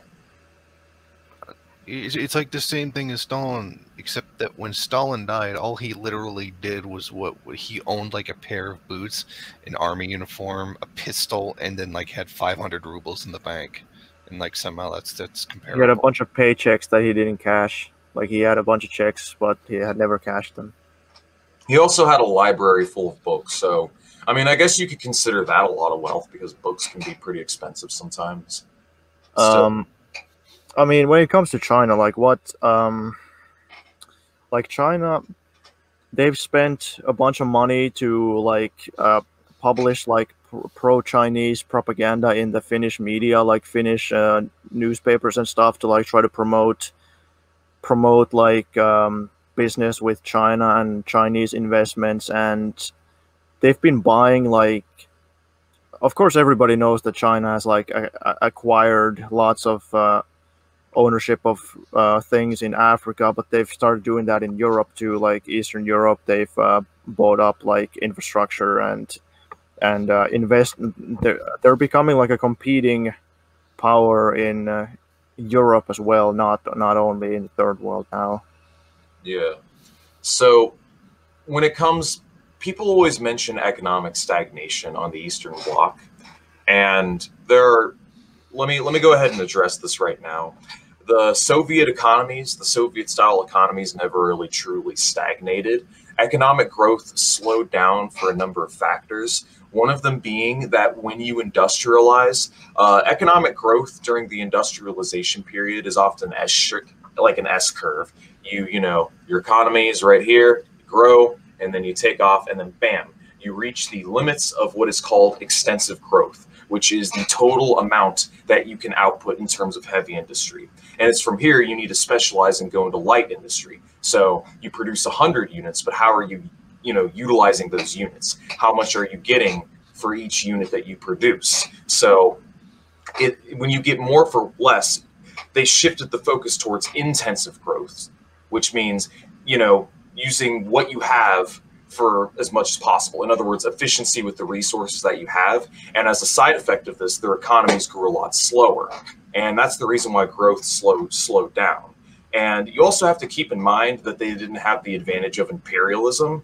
Imperialism to a country is sort of like steroids. When you're just able to extract, you know, pounds of flesh from another poor country with wealth and resources, it tends to prop up your GDP a lot higher. So that's another thing that I don't think people factor into the equation. But I will not deny that there weren't internal contradictions within actually existing socialism that may have hindered their economic developments. That's all. Yeah, like once you get to a point of full employment, not a full employment in the bourgeois sense, but literally full employment in the socialist sense, where there is no reserve army of labor. Oh, yeah. So we were going to talk about immiseration, but I mean, this can go any direction you guys want. You know, because I mean, you guys mentioned before this stream that immiseration is tied to the Great Reset somehow. Yeah, I mean, when you do start producing it to that point, and people can't afford things, and I've forgot how I was going to put that. No, it's fine. Well, I mean, I suppose, like, basically the idea is, for those who don't know, that over time, if if the economy grows, the capitalists are going to invest more into production. They're going to develop better technologies. Sure, they're going to start new factories, and just in terms of absolute figures, they're going to have more production facilities, but they're also going to improve productive techniques so that productivity goes up. Like I think in 3 generations in this country, productivity increased 7 times. So a person was producing 7 times more than they would have been 3 generations ago because technology is so much better. Now, if wages don't keep up with that, you're going to have problems. So if productivity goes up by 7 times, wages would have to grow by 7 times. But they basically never do. Wages in this country have tripled in that time, while productivity has increased by 7 times. So that means that there's 7 times more stuff being produced and only 3 times more consumer buying power.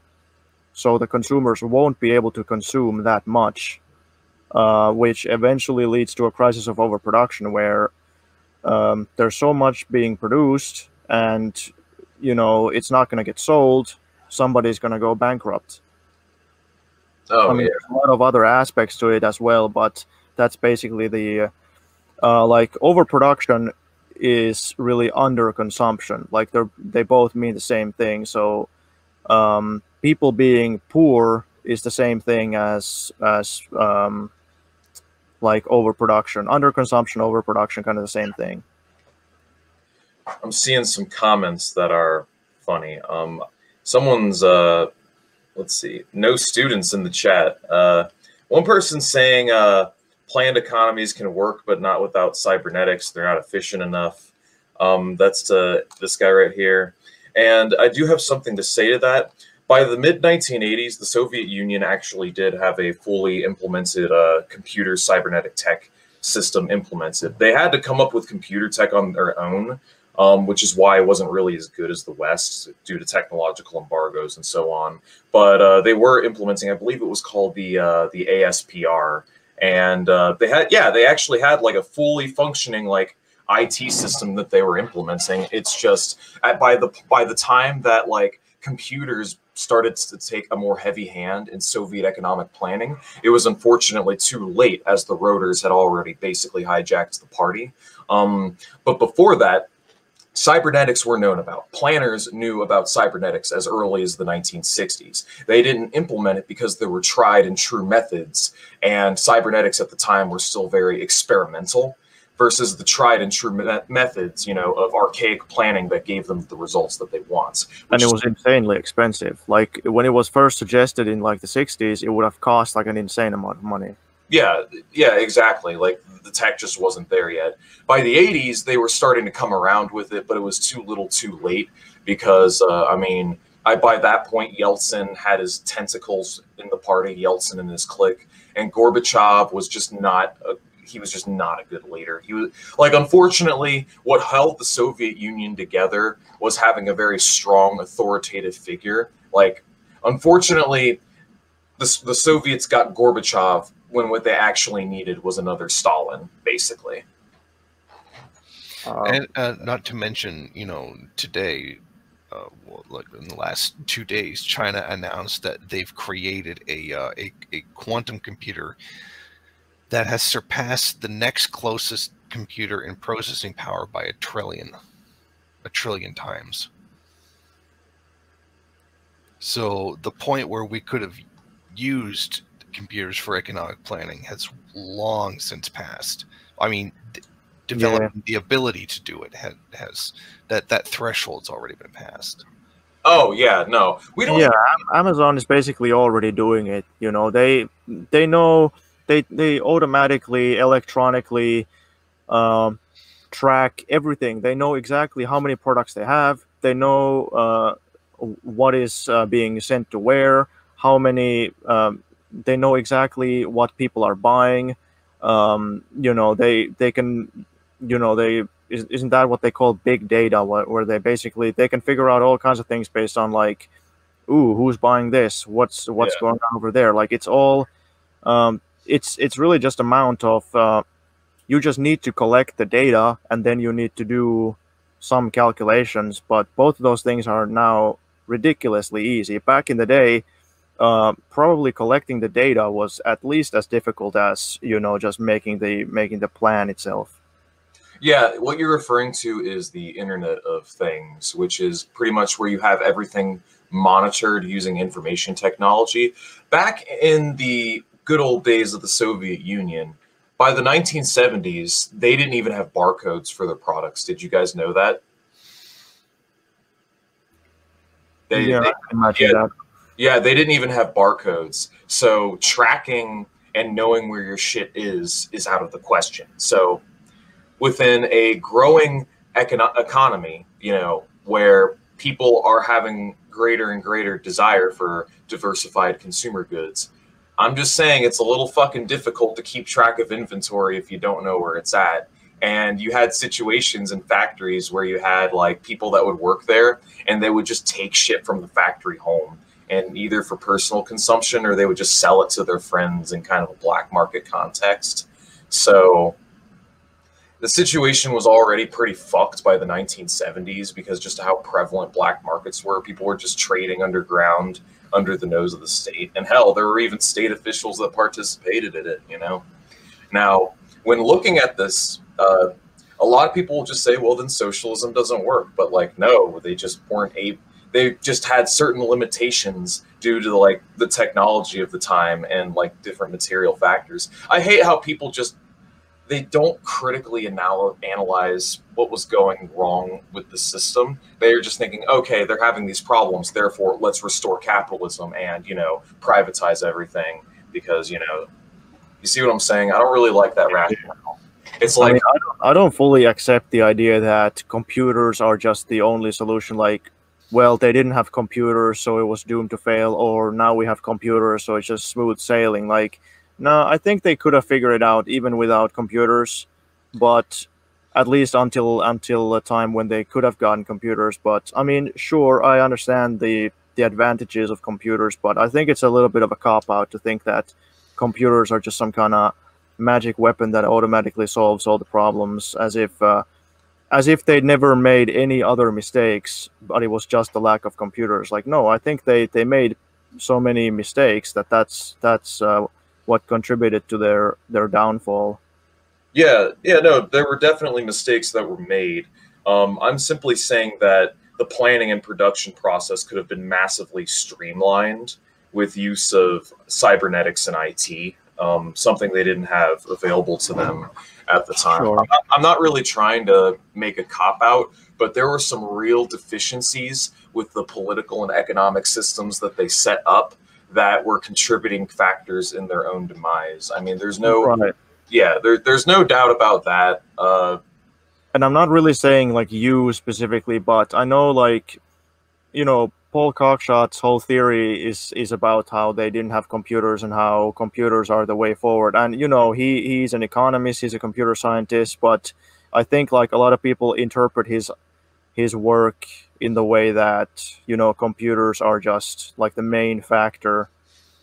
But I mean, still at the end of the day, like if somebody says that socialism was so ineffective back in the day, well, it's really, you know, people were mad that they didn't have enough luxury goods and those kinds of things. Like that was really the complaint. Sure, under Gorbachev, like there was sabotage and there was just like scarcity of even normal stuff, but usually it was just they wanted more luxury goods, which is really, you know, that is what we call a first world problem. Like it's the when everybody was starving and they were industrializing, nobody was complaining about that. But once they had built up a modern industrial society, well, then people decided, oh, we want luxuries, and then they started complaining.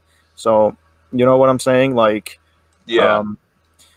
Well, yeah, Perenzi put it pretty well. He says when your basic needs are covered, your wants tends to go up.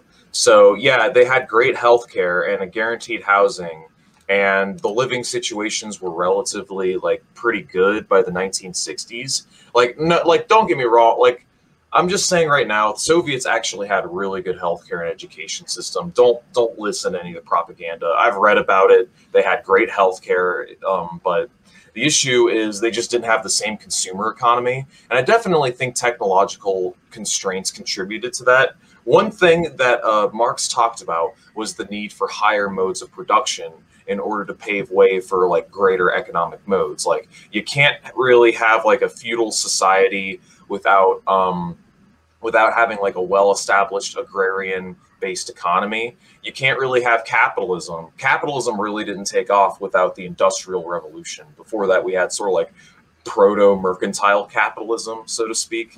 And I think that's sort of a similar situation the Soviets found themselves in. Like, I do believe that you need like modern computation and information technology. Like, I'm a fan of kind of a system of decentral planning using computers, you know, leave production up to like individual cities and municipalities and so on. And, you know, use central planning to allocate resources that might be in short supply within given regions and so on. And the whole system, just make it as democratic as possible. Make, you know, people want to have an active desire to participate in the economy.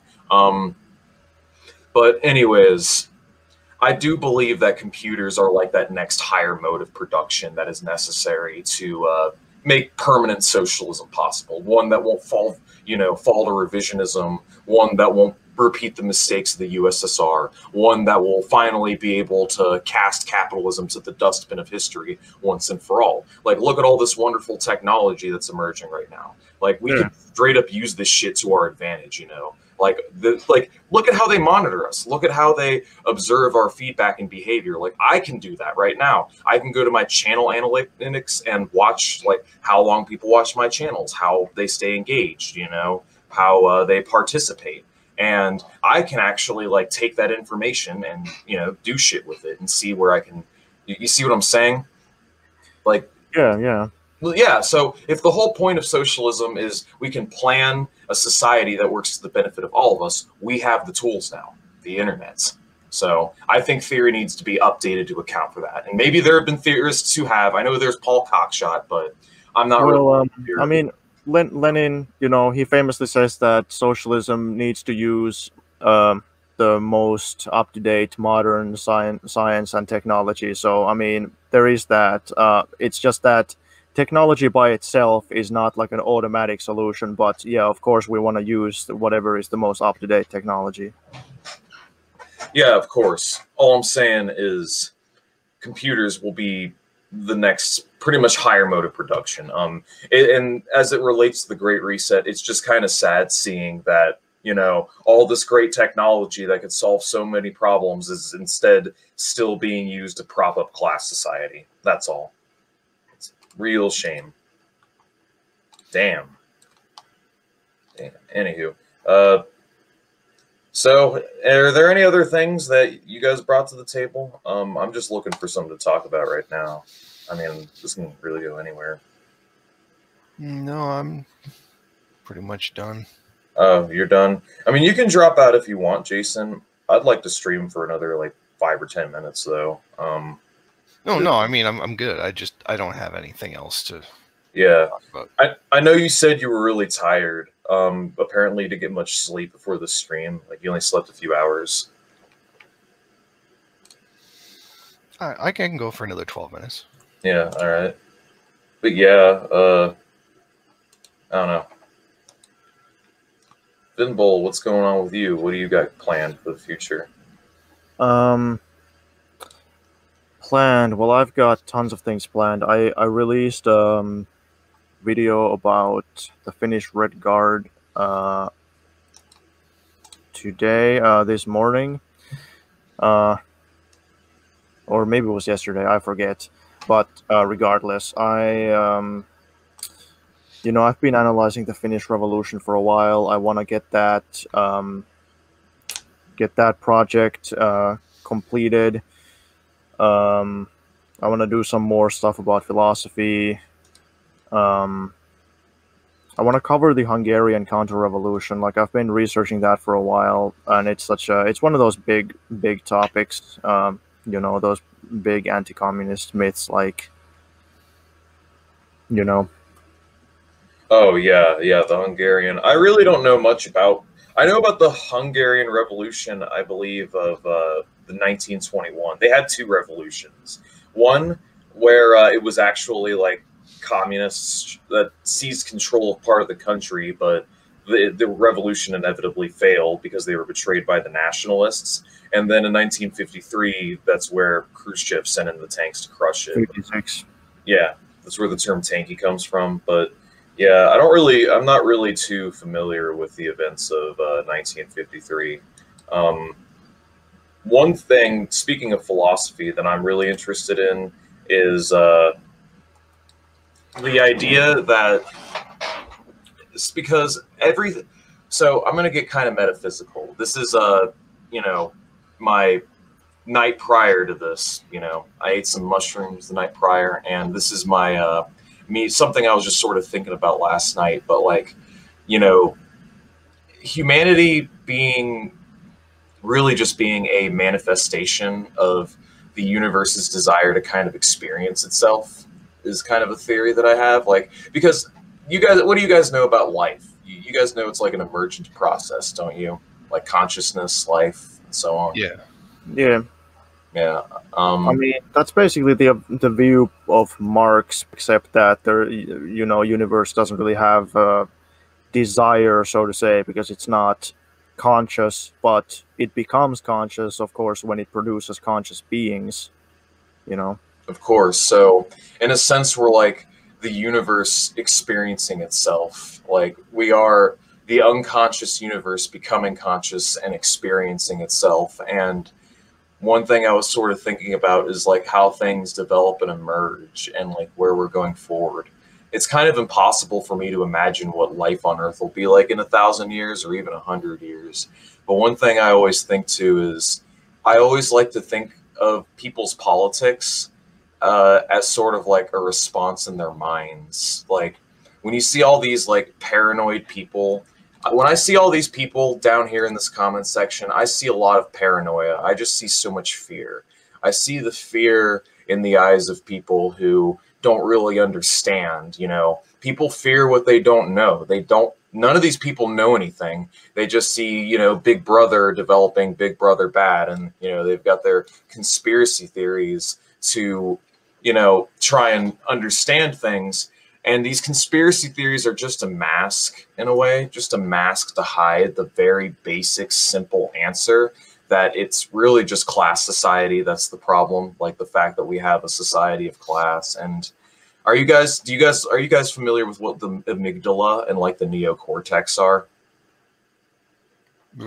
Relatively. Yeah, so the amygdala is like our lower level lizard brain. It's our instinct, It's, fight or flight, fear, react, don't act. That's where the term reactionary comes from. So when I see all these people, that's the root of the term reactionary. It means react. You're acting on impulse. And acting on an impulse is a very useful survival instinct, because you don't really have a lot of time to think deep or critically when an alligator is about to maul your face off, that's like the monkey in us, the monkey in the jungle. But now we're monkeys that are out of the jungle. We have time to sit down and think. We don't have to worry about surviving. We can finally live. And many people don't live. They're just still trying to survive. They don't really, set aside time to think deep, to utilize this big, beautiful neocortex that, has emerged and that we have, It's a wonderful gift. And I think that's what we're kind of thinking on. And I'm not trying to insult these people or sound superior. I really don't want to sound condescending,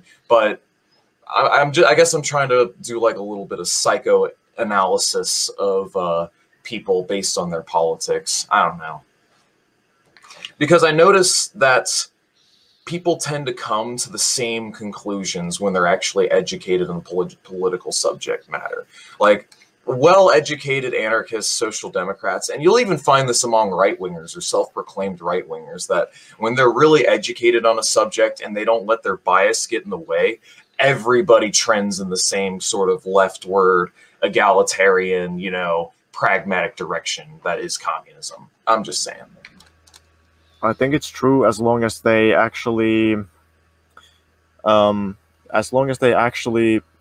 understand the logic of why things happen, and they get as long as they develop like a certain type of critical thinking skill where they don't just become this dumb dogmatist who like knows what the correct opinions to hold are, but has no ability to think for themselves. You know, like those people are bad communists. Like if they know, oh yeah, this is the correct position that we have, but you know, if they had to come to a position on their own, they would be completely lost. So like, you know, that's the only caveat that I would add.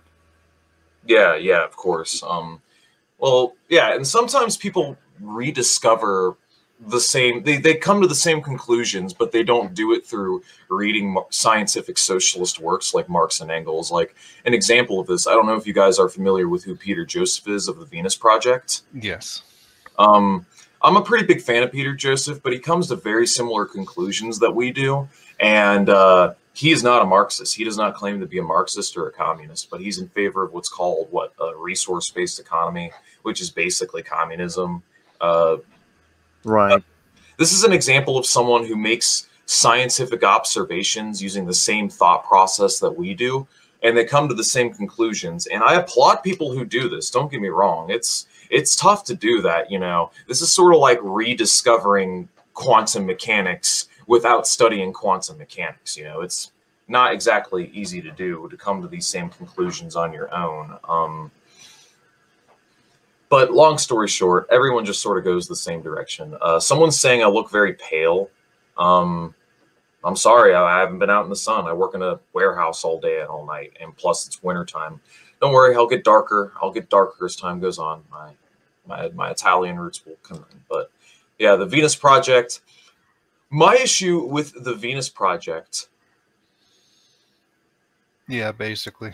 Yeah, yeah. My issue with the Venus Project is really they have no goal. And by the way, frig off, Ethemos.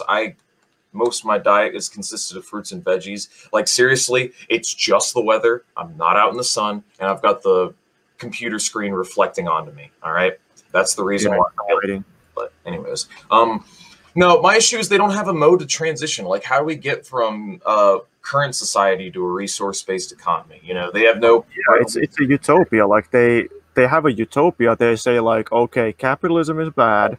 We want this better thing, but they don't have an analysis of society or politics, and they don't have a program of how do you actually get to, you know, resource-based economy, or you know what we would say socialism. Well, in the third movie, everybody just gets up and throws their money at the bankers, and then the bankers give up. Oh, really? I haven't seen that. Oh yeah, no. The very end of Zeitgeist moving forward. Yeah. Let me go ahead and look that up real quick.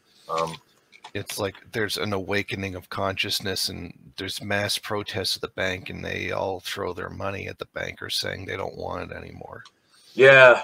Yeah, I'm just gonna throw my life savings at this banker. Here we go. Here we go. Oh, and then they pick up a phone and say, "Call it off, shut it down." Oh yeah, here we go. This is gonna be the end of capitalism, guys. You ready? It's just this is praxis right here. You guys ready for some praxis? Look at all these people going on for miles.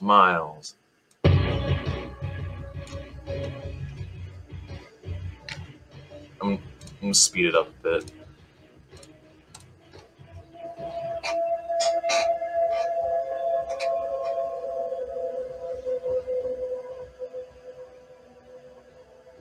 And people will look up and they'll be all confused looking.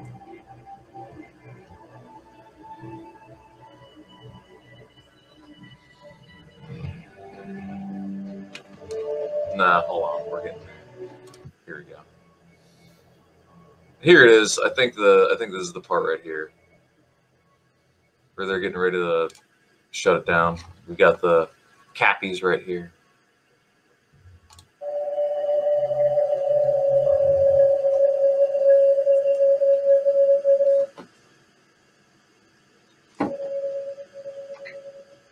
And they all get up and walk away.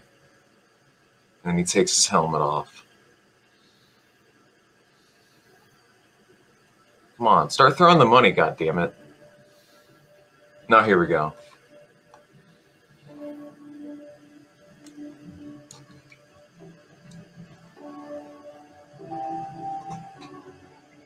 See that?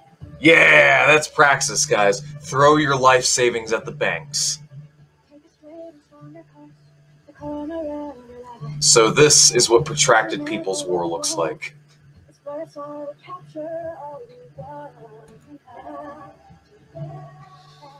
Not gonna happen. Ever.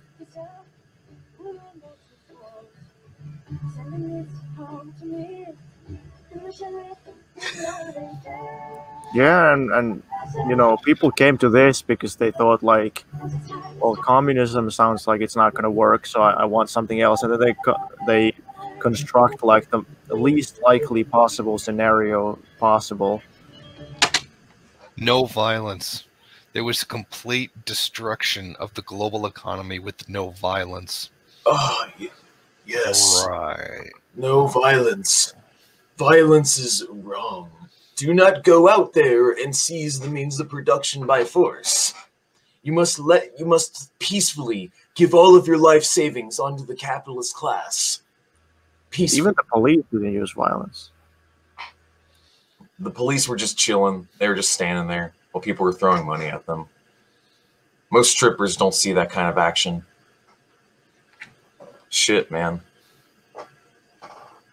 Well, yeah, no, I mean, it's a good movie. Don't get me wrong. Like, Zeitgeist moving forward, highly recommend it. Very good movie. It's just the conclusion and the ending is so unbelievably cartoonishly absurd. I have no idea why PJ would pitch this as, like, the end of the movie. It's just, this is so idealist. Like, really, there's not going to be any civil war. There's not going to be any political struggle, any armed struggle. Like, there's not going to be any, like, there's not going to be any violence whatsoever. This is my biggest criticism of the Zeitgeist movement in general, is just their complete abhorrence and eschewing of politics. Because you have to understand, you have to get people to care. You have to change minds. You have to be willing to fight in the political arena. Like, at the end of the day, it comes down to violence. You can't just not, you know, participate, or you just leave the field up to the forces of reaction. It's interesting how they show in the movies the completely sociopathic nature of the elite, whatever it does, and then all of a sudden they agree suddenly peacefully that it's over and it's done. Yeah. You got a point, guys. I'm just going to stop being a billionaire. I'm just going to stop living like a god. You know, you got a point. I'm going to step down now. Yeah, that's how it's going to work. Because that's how it's worked historically, right? I don't really need my gold toilet. Yeah, you know, the pharaohs just step down and give up their hoards of gold in their pyramids. You know, the king just stepped down and tossed the crown. You know what I mean? Yeah. Oh yeah. One day, Mohammed bin Salman's conscience is going to get to him, and he's going to abolish the monarchy in Saudi Arabia. Yeah. If we all took DMT, so I had an idea for a hypothetical terrorist attack one time, where basically I get like several drum gallons of LSD and I make like a drone. And what I do is I go downtown during like a really busy day, and it just sprays the LSD mist into the air, and people inhale that LSD mist, and you get the whole city tripping, and then they all just realize, whoa, what the fuck are we doing, man? It gives them kind of a reset. They all think about their lives and like, this bullshit doesn't work, man. And, you know, we get some people to play on the downtown advertising projectors, a bunch of communist propaganda while the whole city's tripping, and use some CIA-style brainwashing techniques. Honestly, I think it would look more like that scene from Batman Dark Knight, where everybody starts freaking out and they tear the city apart. Oh yeah, everybody just flips the fuck out. It would just be more like Scarecrow's like fears venom, because people. Yeah. No, because people are, in all honesty, not really in control of their own lives, and deep down, I think people recognize this. But if you're on a drug like LSD, where it just makes you lose control of like your cognitive abilities, and the drug just sort of takes over, that would fucking terrify the shit out of so many people. But I mean, I don't know. I think a little cognitive distortion is good for the psyche from time to time. That's all. No, I would never go through with it. I would never go through with it. I just think it'd be really, really entertaining to get a whole city tripping. Now, what you do is you load up a super soaker full of LSD and Molly, and then you blast a cop in the face when you're at a protest. That's real praxis right there. Psychedelic. No. This is psychedelic Marxism-Leninism. Joe Rogan thought. I wonder if people have like tried to weaponize COVID, like tried to like gotten infected with COVID and then like shot their own spit at like people or something. Yeah. Oh, there's this story that I heard about forever ago of this anonymous person who was putting HIV-infected syringes inside the nozzles at pumps at a gas station. So when you would go to grab the nozzle to pump your car, the needle would like prick your finger and you would get infected with HIV. That's fantastic. Oh yeah, no, someone did that once. I wouldn't be surprised if someone was just doing that, like deliberately, like infecting people with COVID. Yeah. Honestly, dude, I'm more of a mushroom kind of guy. I'm not really a fan of acid. It kind of makes me feel weird and uncomfortable. But the shrooms are therapeutic, healing energy right there. We need more elk meat and saunas. I agree. Yes, people deliberately cough to get people right now in COVID. Hey, it's S4A. What's up, buddy? Hell yeah.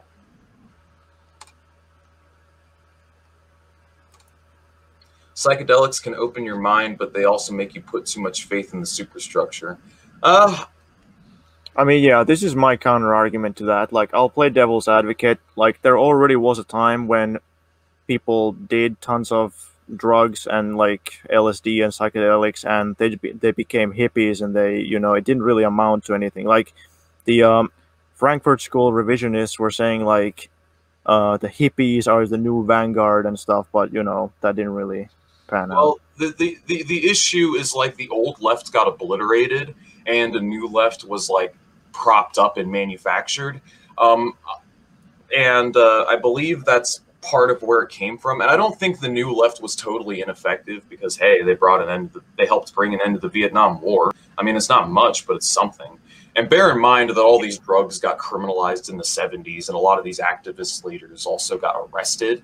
And one thing I do want to say about psychedelics is I just simply see them as a tool, as a means to basically rewire your brain in a sense, because I've read a lot of research and they encourage neurogenesis. They're the only substance known to man known to like encourage the growth of new neurons in the brain.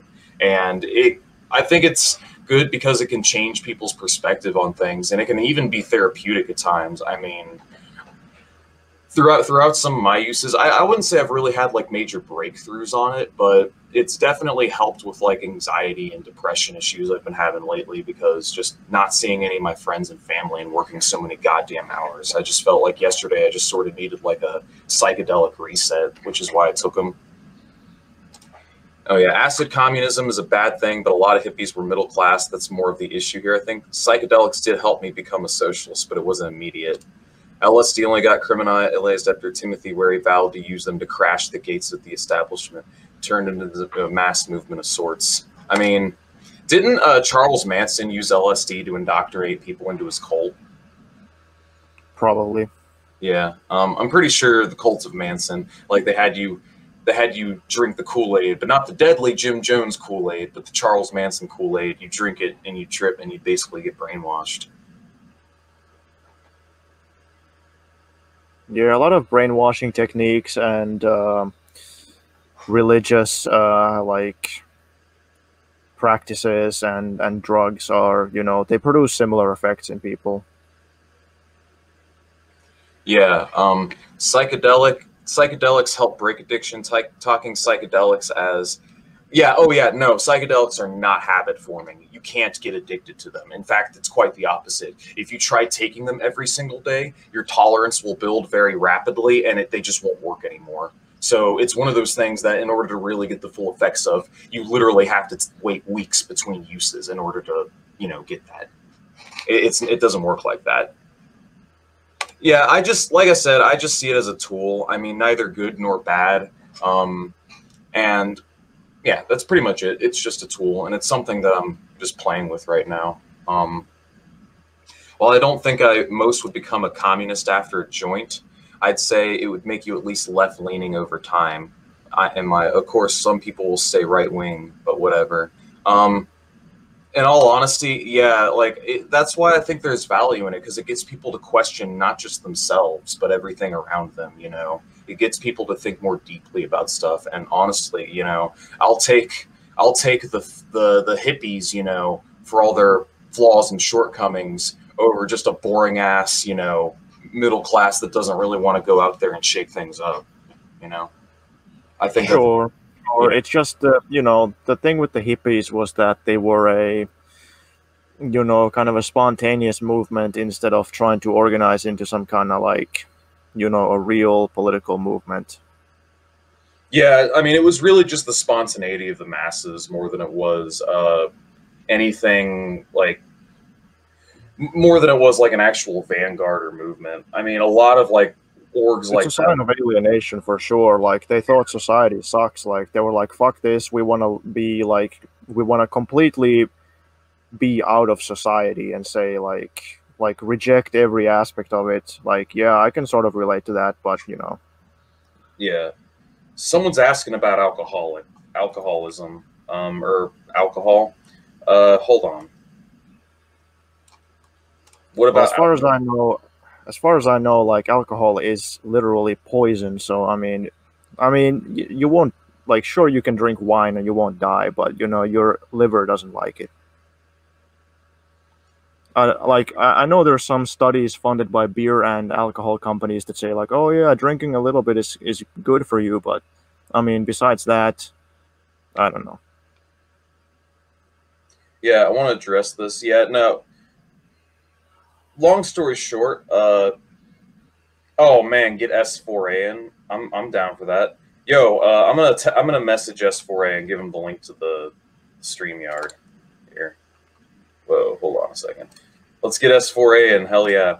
So someone said that. Hold on. Where are you? Here. Hell yeah. Get in here.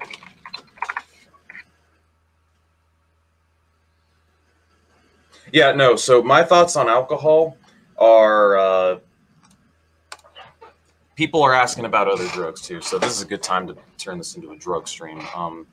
Not that I am drugs are bad, MK. Do not use drugs, all right?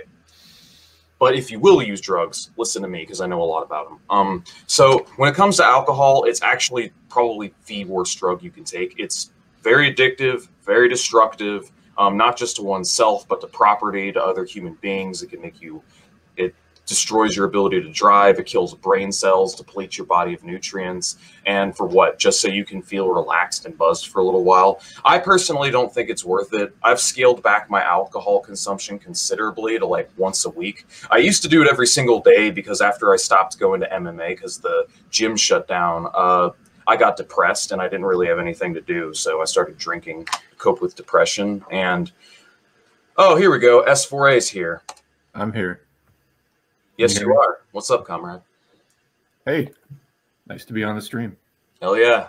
You'll be on the stream for the next half hour because that's when I plan on signing off. Okay. Yeah. So when it comes to, oh yeah, someone was asking about Adderall. When it comes to any sort of amphetamine salts, I believe there's therapeutic use for them. And I do use Adderall and Vyvanse from time to time when I'm working on YouTube stuff. I use it at therapeutic doses a couple times per week to medicate a mental condition that I've been suffering with since I was a little kid, ADD.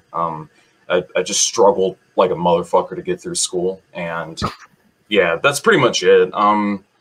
Really, Adderall is sort of like the closest thing you're going to get to, legal meth. It's meth. Yeah, no, it's not. Chemically, it's very similar, but methamphetamine and dextroamphetamine are not the same thing.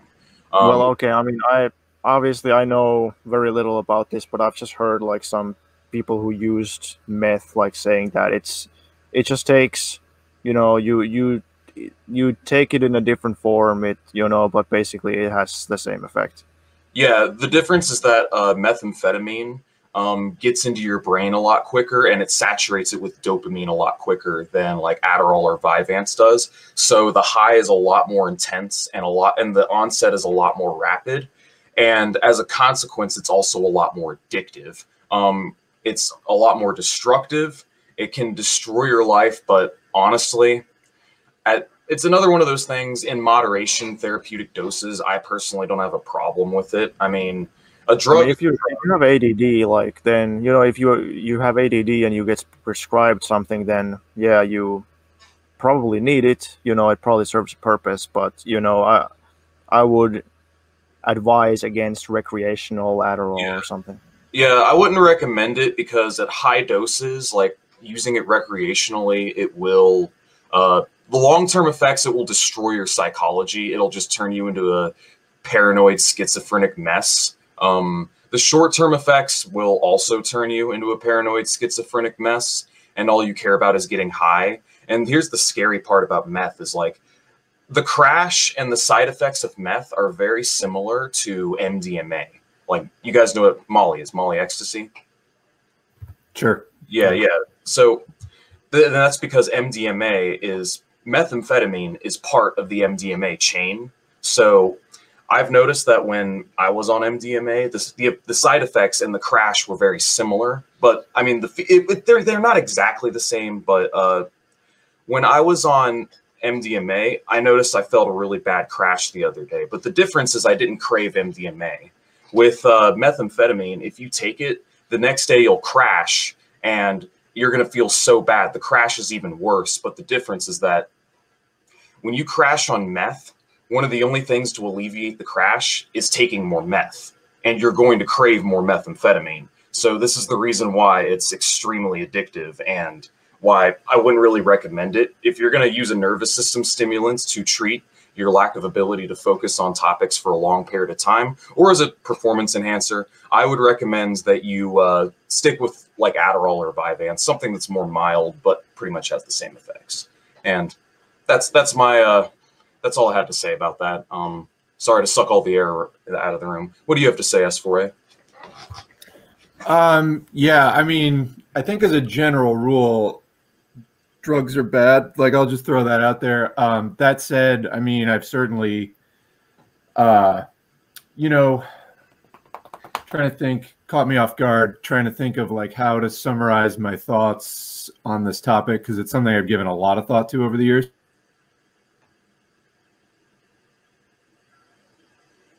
Psychiatrist. So I find the entire concept of altering the mind through chemistry fascinating, and I have for like a super long time. I did not become a psychiatrist because I became very disillusioned. I mean, this was part of, around the time I was getting some class consciousness, and I became extremely disillusioned with the entire, a lot of the medical system, but particularly the psychiatric system in general. Things that were considered fringe back in those days, this was like a few decades ago, now are more mainstream. If you look at something like the field of social work, there is a lot of stuff being discussed in therapy that was considered like fringe at the time that is more popular now. That was kind of the stuff that was like more interesting to me. That said, I mean, there's research going on. We see legalization efforts or decriminalization in a lot of areas around psychedelics. There are a number of psychedelics that like can be harmful to your personality or whatever if you do them every single day. But, like there's been efforts to decriminalize mushrooms, psilocybin. I think even LSD can be used therapeutically. That's actually not just my opinion. They used to use it in the 1950s to treat alcoholism, and that was somewhat successful. If people are interested in this topic, there's a good website, MAPS, MAPS.org, Multidisciplinary Association for Psychedelic Studies. Yeah, as you were talking, I just thought of this website. They've got news, they've got TED Talks about it, about all this emerging research that, and as well as like the laws against, like, by the DEA. It's a really good website. I've read some articles from them, but yeah, I see drugs as like nothing more than a tool. A lot of people here are saying, like, you know, weed, you know, I smoke weed to self-crit and all that. Honestly, if you're going to do anything, I would just stick with weed and shrooms because they're like the safest and mundane drugs. Like, I've never heard of anyone getting traumatized from shrooms. You can get traumatized from LSD, which is one of my main concerns with it. Like you can actually get traumatized by LSD. But otherwise, weed and shrooms are very, very safe. They're pretty easy to grow. Not telling anyone to grow them because that would be illegal. But yeah. Well, that said, you know, there's definitely some people who shouldn't do them. I mean, they don't click with everyone. Yeah, they're not for everyone. I completely agree. Yeah, I mean, and particularly with the amount that some people are doing cannabis now. I mean, you can induce a temporary psychosis by doing too much of it. So, oh yeah. I mean, you know, all of these things affect people differently. That said, there's a lot more research coming out. I will say in general, you were talking about performance enhancers. There is a topic, I mean, that was some of my original interest was like in nutrition and supplements and things like that, back when there really wasn't a lot of research on it, except in China to this day. I mean, and kind of throughout Asia, herbal medicine is still really a huge, huge thing, much, much more than it is in the West at all. I mean, there are sort of like European and American herbal medicine traditions, but I think even those are nowhere near as well developed as in China, where in many of the hospitals you'll get herbs, many of which can be used for, I mean, people having a variety of different conditions. So yeah, that's really beyond the scope, I think, of a discussion like this. Because it's a gigantic topic that probably no one here has any background knowledge on. But I'll throw that out there. If anyone is interested in learning more about traditional Chinese medicine, that's a fascinating topic where there's a ton of you know, valid stuff to look at. And I was going to say something else, and I can't remember what it was. But anyway. Yeah. I'm just reading some of the comments here. I agree with Falcon. We should decriminalize all drugs. My issue, some people say they're anti-drug, and I'm sure some people here are anti. This guy's like, kill the cartels without trial. No comment. But yeah, the reason why I think all drugs should be decriminalized is for the simple fact that prohibition in general doesn't really work. I mean, I would rather these things be out in the sun and manufactured by a trusted institution, made legal, made, you know, safer, cleaner, better, less addictive, than they'd be in the underground where, you know, they're made and manufactured in a dirty lab. You don't really know what the quality is. You have a drug dealer who doesn't give a shit. He'll sell that shit to kids. He doesn't care. But, you know, if it's out in the open under the sun, then, you know, you can control how many kids have access to drugs and all that a lot easier. And you can make it safer, better, have public awareness campaigns to try and get people off drugs, because if it becomes a problem where you're having a bunch of addicts in a community, you need to address whatever is alienating about that community that's driving people to abuse in the first place, you know? Oh, I remembered what I was going to say. So even on the subject of psychedelics, there's traditional use for some of these things like peyote or like ayahuasca got really big in the last like decade or so, mainstream even. Yeah. If you actually look at those cultures though, people do not just like on a Friday night drop some peyote. It's part of like a well-controlled ceremony, and you know, like they sing particular songs, and there's kind of like an art and a science to it. It's not like in the West, you know, these things are all just, there's no context for them at all. There's no social context for actually incorporating those substances in any kind of a socially positive or even personally positive way. So people wind up taking them in really self-destructive ways a lot of times, because there's just like, they actually incorporated it into particular ceremonies that, you know, has different like spiritual or personal functions as well as social functions. people in the West just kind of like taking these things randomly, you know, you can wind up really, really overdoing it and becoming even more alienated. In fact, through, you know, like it can almost have the a negative effect of inducing alienation, because you wind up having insights, you know, through the experience that you can't integrate into your personality. That's actually on that MAPS website that you put up. One of the things is there's like a whole listing of therapists who help people to integrate psychedelic experiences, particularly bad trips that they just like never figured out how to deal with. Yeah, no. Bad trips do happen, and like I said, I don't know. In my opinion, even a bad trip is a good trip, because I've had bad trips and I've still kind of enjoyed them, even though they were really, really uncomfortable for me and I didn't like it. But there is one instance where I had a genuinely bad trip. Have you ever heard of LSA? Yeah. Yeah, LSA is it's Hawaiian baby woodrow seed is where it's found. It's basically the chemical that LSD is based off of. And when I took those, I took a lot of them, and I'd say that's probably the only time out of the many times I've tripped where it's a genuinely bad trip, because I saw like Day of the Dead skulls. I saw my life flashing before my very eyes. It was fucking terrifying, dude. I thought I was gonna die. Like, I was so scared when I was on it, because like my consciousness literally left my body and I like phased in and out of reality. It was fucking scary. And, you know, even experiences like that can be frightening at the time, because, you know, if you haven't, you know, I'm trying to put it in a way that like wouldn't get dismissed out of hand. But I mean, people who just like, you've lived a very mainstream life up to that point, you know, you've had just sort of Western culture exposure or whatever, never really dabbled into anything spiritual in terms of like reading.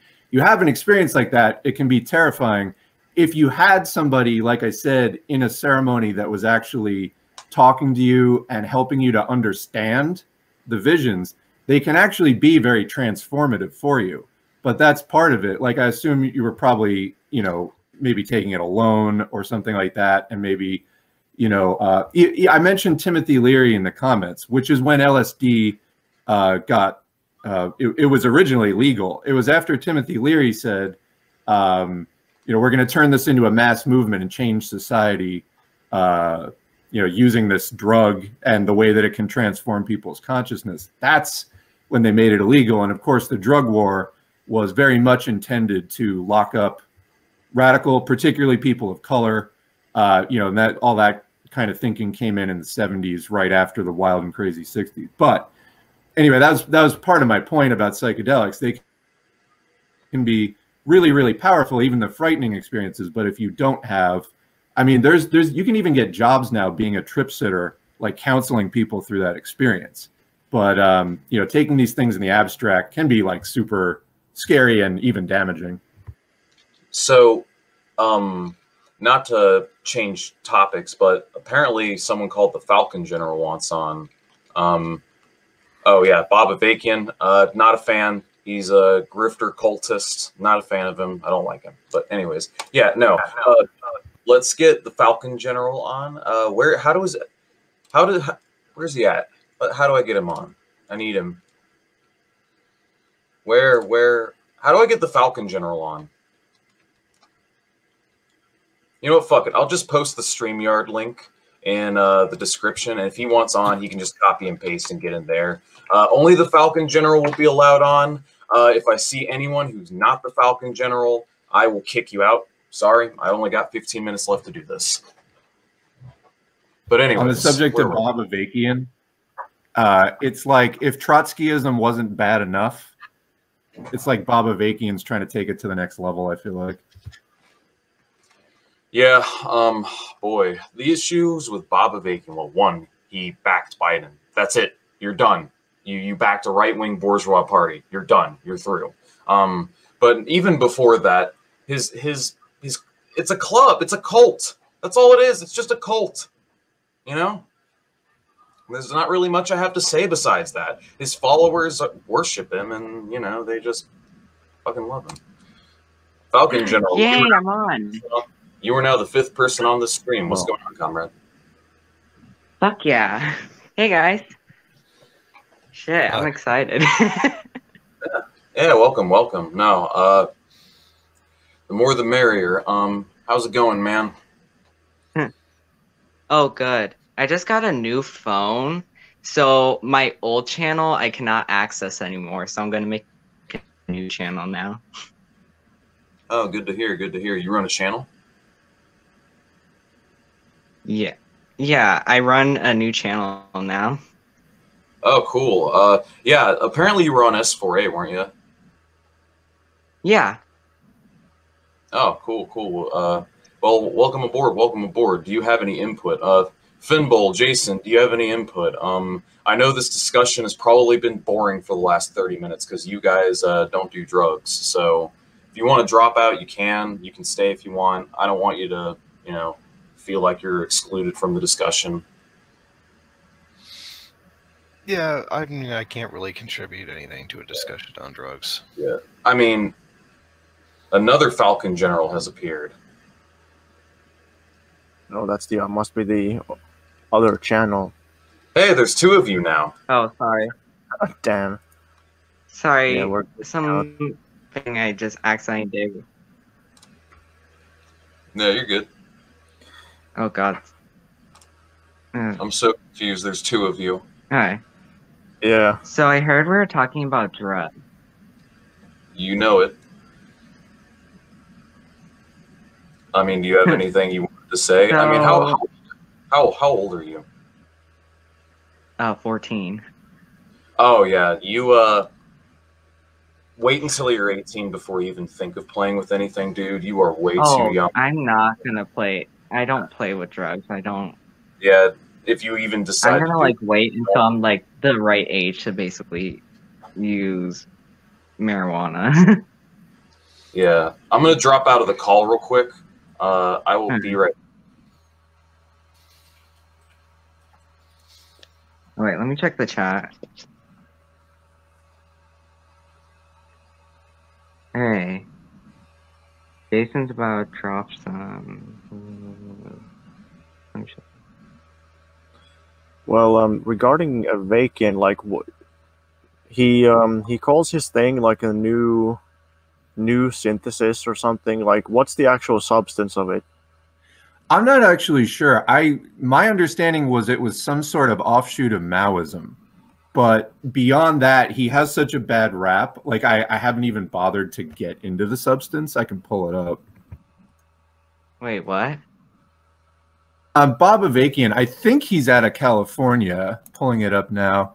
So he is the chairman of the Revolutionary Communist Party USA, yeah, which is rooted in Maoism, came out during the New Left in the 60s, and founded in 1975.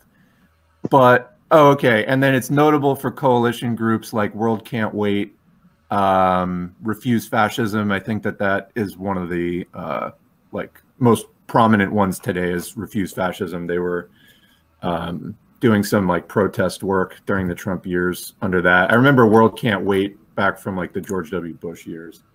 But I don't know. You know, this to me is one of the problems with, I mean, the far left in the U.S. in general was like around that time. For me, it was during the Bush years that I was looking to get involved with some kind of a, you know, Marxist, socialist, communist outlet. And the, you know, the internet was just not as developed in those days. So all of the social media that people take for granted now just wasn't there. And then I think it was actually World Can't Wait that, you know, they just had a little bit more reach. So I wound up getting exposed to them first. I didn't really get involved with them, but I don't know. I mean, I guess that's kind of changing today. The different groups are getting a little more reach, like you see PSL, for example, in a lot of places. But I don't know. So, I mean, I can't say I've ever met like an Avakian supporter, but you see videos of them on YouTube. Oh, PSL. No, this other guy, Bob Avakian, with the Revolutionary Communist Party. I have no idea how big it is or anything like that. But, and you know, I don't even know if the ideas are good. They just have like kind of a track record of not playing well with other groups. Yeah, like whenever somebody says that this is a new stage of Marxism, I'm always a little skeptical. So you know that's why Yeah, I'm asking. it's like Pokemon, where there's another stage beyond. You know, it's sort of like you have Goku. He's like, this is Marxism, and he transforms. He's like, this is Leninism beyond Marxism, and he's like, and this is even further beyond. And you know, his hair fucking grows all spiky. He gets really super pissed off, and he's like, oh, this is my Maoist form. You know, I just see it as kind of like silly. Yeah, I mean, I could see, you know, a new stage of technological development every like 50, 60 years or so, or like some major advance in terms of like socialist development actually spreading through different countries and changing the, you know, I mean, like it was one thing when Marx and Engels were saying what they were saying back in the 1840s and 50s. Then you get Russia about, you know, 50, 60 years later, actually starting to go socialist. You get China, again, about a half century after that. I mean, these are major game-changing things. I'm not sure some dude in, you know, particularly in the United States, just declaring that, like, we're at some new stage has, like, a ton of weight when there's not a ton of, you know, actual historical change behind it. Oh yeah, Yeah. something a little bit off topic. So I heard Venezuela's having its election today. Oh, are And they? the opposition is now starting to declare fraud and stuff. And literally, I told my Discord, the people who are following me on Discord, who are on my Discord server, to basically get ready if the U.S. tries to interfere, go on strike and go to Washington to start a hands-off of Venezuela march. And people are protesting in the EU right now to have those countries recognize the result of the people of Venezuela, who they choose, of which party they choose. If it's Maduro's party, they might likely try to interfere and try to overthrow him. And Maduro said that he might resign if his party loses. So that shit's gonna get crazy. Hold And on. the opposition's telling people not to vote in the election. Yeah. Oh, yeah, that's right. Jason left. Well, he's pretty tired. Plus, I mean, there's not really a lot of input in the convo. I'm sorry, guys. I could talk about drugs all night. Honestly, if you get me on drugs or music or working out or a couple of other topics, I can talk forever. But I know not everybody has that kind of interest in those things. So, I mean, I have like an interest in a lot of things, really. Yeah, I mean, and I'd love to talk to you sometime. But the thing is like, I'm gonna be ending this stream in like the next 4 minutes. So you guys go ahead and keep going, but just know we're on the wrap up right now. Alright. It's just because I gotta go. Alright. So what else should we talk about since we're about to leave the stream? What? Oh, go on, Fimble. Oh. So they're the Venezuelan parliamentary elections. I'm just looking at trying to see if any of the votes have been counted, and at least like on Wikipedia, it says that there's like 3 groups. There's the United Socialist Party, then there's 2 other parties, Justice First and Democratic Action. Oh yeah, those 2 are the opposition parties. Yeah, so and there's I like don't a know if 4th this party is like called the Communist Party. Right, so it's saying like basically the Socialist Party has little more than 30%. The another party has 28, and another one has 16%. But I don't know if if those are the final results or not. Oh, that was the result for the last election, I think. They're showing. It says 2020. It says no, it's for today. Oh, We'll because I see. haven't seen any like votes come in so far before Maybe I came this is just onto a the poll, stream. I don't know. Someone asked me what some of my favorite bands were. Well, one of them. I don't have a favorite band, but I have a couple. I listen to when I'm usually kind of a metalhead. Lately, I've been listening to a lot of Ghost, early Black Sabbath. Let's see, Iron Maiden. Who else? Meshuggah. I really like Meshuggah. Meshuggah, some of the best drumming I've ever heard in my life. Nile, Amon Amarth, Typo Negative, and Megadeth. Oh man, Megadeth's fucking awesome. Love Megadeth. I really hate COVID, man. I haven't been to any concerts like all year. I usually go to like between 5 to 20 concerts per year, but I haven't been to any, and it's driving me nuts. COVID is. I can't even believe I look at the stats every day. Do you know that over a third of the known cases of COVID that are active right now are in the United States? I believe. Yeah. Hold on a second. 14 million cases. Almost 40% of the known cases of COVID are in the United States. That is how much this country cannot get its shit together, which is not surprising. But I mean, because it's like COVID. It's a natural disaster, right? It's like after every hurricane in this country, it's just, you know, some section of the country, usually in the southeast, gets devastated, and then there's no cleanup, there's no repair, there's no real recovery. Yeah. And we're watching I think that. they might have to. I think they might have to add my stepdad's father into the death count already, because I heard he just passed away today, and my mom texted me like yesterday about that shit. That sucks. If the current rate keeps up, we're talking about 1.5 million new cases per week. Oh, yeah, not everybody dies, no but many do. And then even if you don't die, you can get organ damage, you can get lung damage, kidney damage, which may be permanent. And heart problems as well. Yep. So it's just watching this, like, you know, it's crazy. And of course, the benefits are running out in like 2 weeks.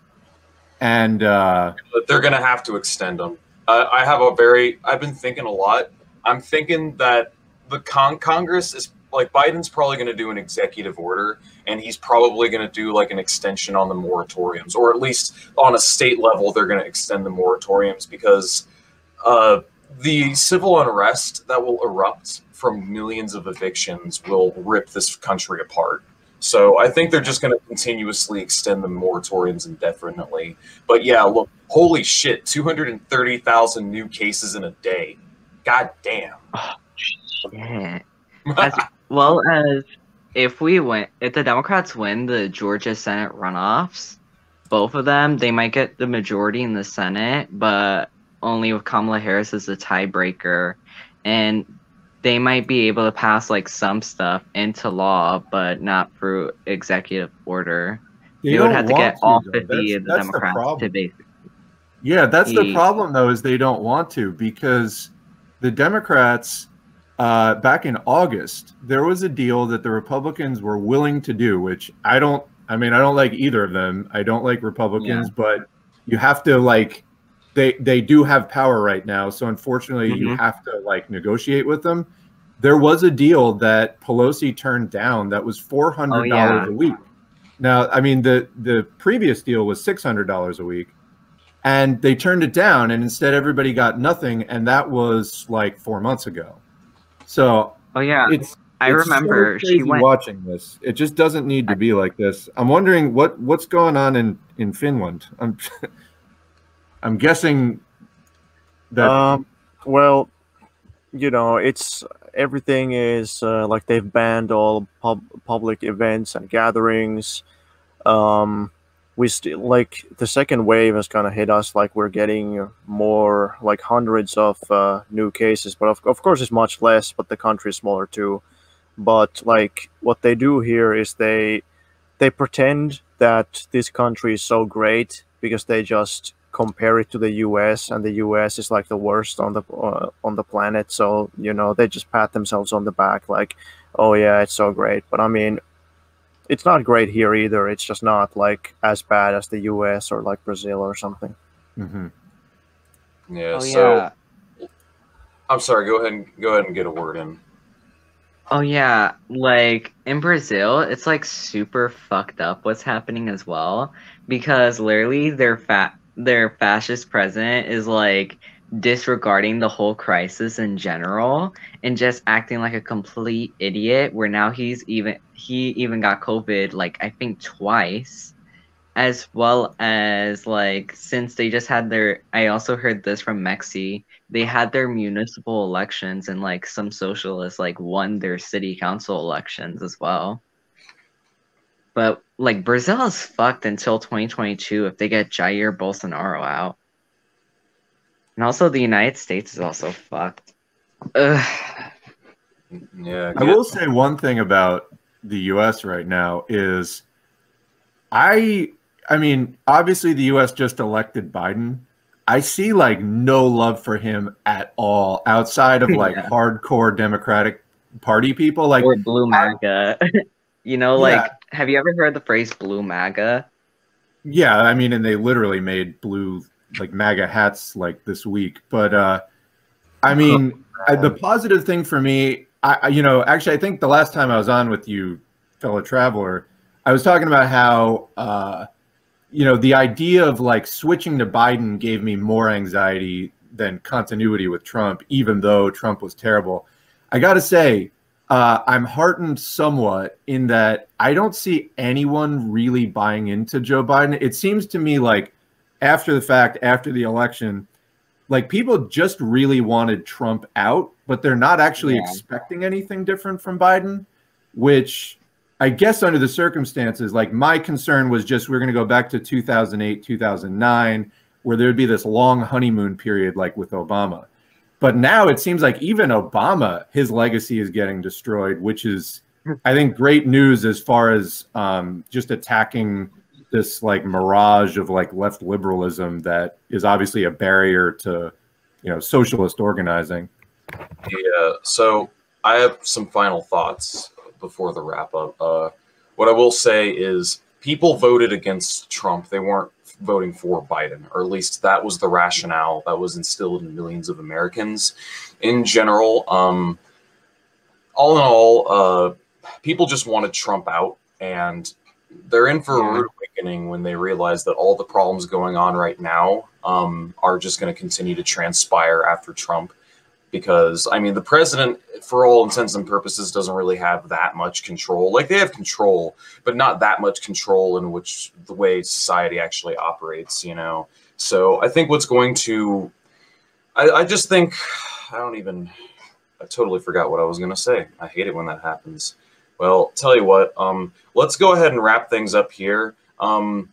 What I will say is whatever horrible shit goes on under Biden, I'm going to hold this over the rad libs' heads. Like, whatever terrible, monstrous things he does, I'm going to point back to you. I'm just going to hold it over their heads. I'm just going to be like, why are you complaining? You got this guy elected. You supported him, you know? And if they say, well, that's because third parties don't work. Well, the circular reasoning behind third parties not working's got to stop. Oh, third parties can't win because no one supports them. You know, but no one supports them because third parties can't win. You see what I'm saying? As well as like now, I think third parties might be able to get like successful because we just got ranked choice voting in more municipalities in another state in the United States. But also like there's like some people who are like who call themselves social democrats like Kyle Kalinske who are literally like holding it over the rad libs' heads where they're like, you talked about we were going to push Joe Biden to the left. I see nothing that's happening with pushing Joe Biden to the left. Like, he's been criticizing those people as well. But Kyle Kalinske, I have my criticisms of him. He says he's not like a communist. He says, I'm going to stay as a social democrat and stuff. Yeah, Kyle has his limits, but there's still value in him. Honestly, I think Jimmy Dore is a lot better, although his simping for Tulsi Gabbard was rather cringe. But my support for someone does not begin and end at a fault. But yeah, no, Jimmy Dore is an objectively better channel than Kyle Kalinske. I also heard he's been trying to get like all these other social democrat channels to try to pressure the left wing, the social democrats in Congress to try to push Nancy Pelosi to put a vote on the House floor for Medicare for all. Okay, so here's what I have to say about pushing these politicians left. the reason why we got electoral reform and all of these, social programs and the expansion of the social safety net is because labor was literally militant and organized to a degree that you don't see anything like today. I'm talking like to the degree to which they had to hire like strike breakers like the Pinkertons. They had to have the cops like break up protests, massacre protesters. There were like literal labor wars that were waged during like the early eras of labor. The concessions came as a way to pacify and calm labor down, to keep them from outright rebelling against the system. It was to get them to capitulate. Yeah. That's how we got the reforms. We didn't get them by, we can push them left, guys. Trust me, we can push them left. No. The politicians only started giving leftward rhetoric when they saw the alternative was another October revolution. So, Like, for example, like I remember Socialism for All mentioned, like in my state, West Virginia, where Appalachia, they had like. Hey, I'm sorry, dude, but I gotta close this. I gotta go to work. All right. All right. Yeah, sorry. But good to have you on. It's good seeing all you guys. This has been a fun podcast. Anybody have any final thoughts before I close this in the next minute? Well, people. Yeah, it was fun. It was cool. So thanks for having me. And No, it was good having you, Finn Bull. You were a pretty big inspiration to me. Good finally getting to talk and getting in touch with you, man. And I look forward to possibly working with you in the future. Yeah, for sure. Good shit, man. Good shit. S4A, got anything to say?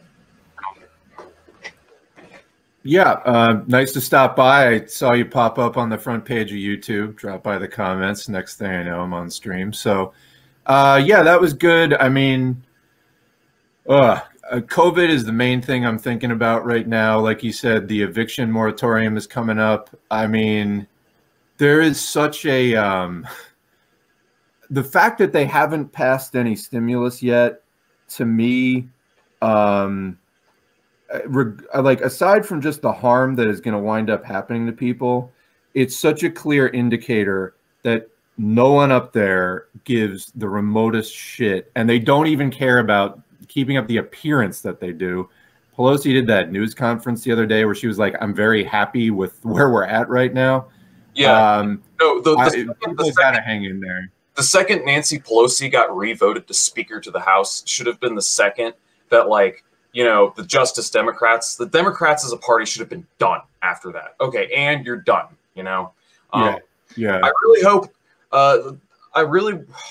there's so much more I'd love to talk about, like the Indian strikes. I wanted to talk about those again, but not enough. 200 million people. Yeah, that's huge. I mean, I think the USA at this point, it's almost a lost cause. Like, we'll do what we can. I hope more people figure out what's going on, stop buying into capitalism, join a union if they can, join a mutual aid network, like help out whatever whatever people can do. I kind of think the US is going to be one of the last places on earth ever. It'll probably be the last place fighting for capitalism after the entire world has gone red. But seeing things like what just happened in India, it's a great step. I would love to see a socialist India. So, yeah, your turn, Falcon. Thanks for having me. No problem. Thanks for having me. 250 million people in 250 million people. That's almost the population of the United States participated in that strike. Isn't that crazy? like almost like half the European Union. Yeah.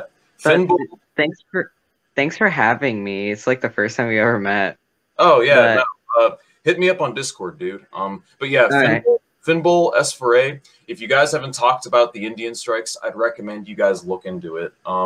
Yeah, I'm going to try to talk about that with my new channel that I'm going to be making.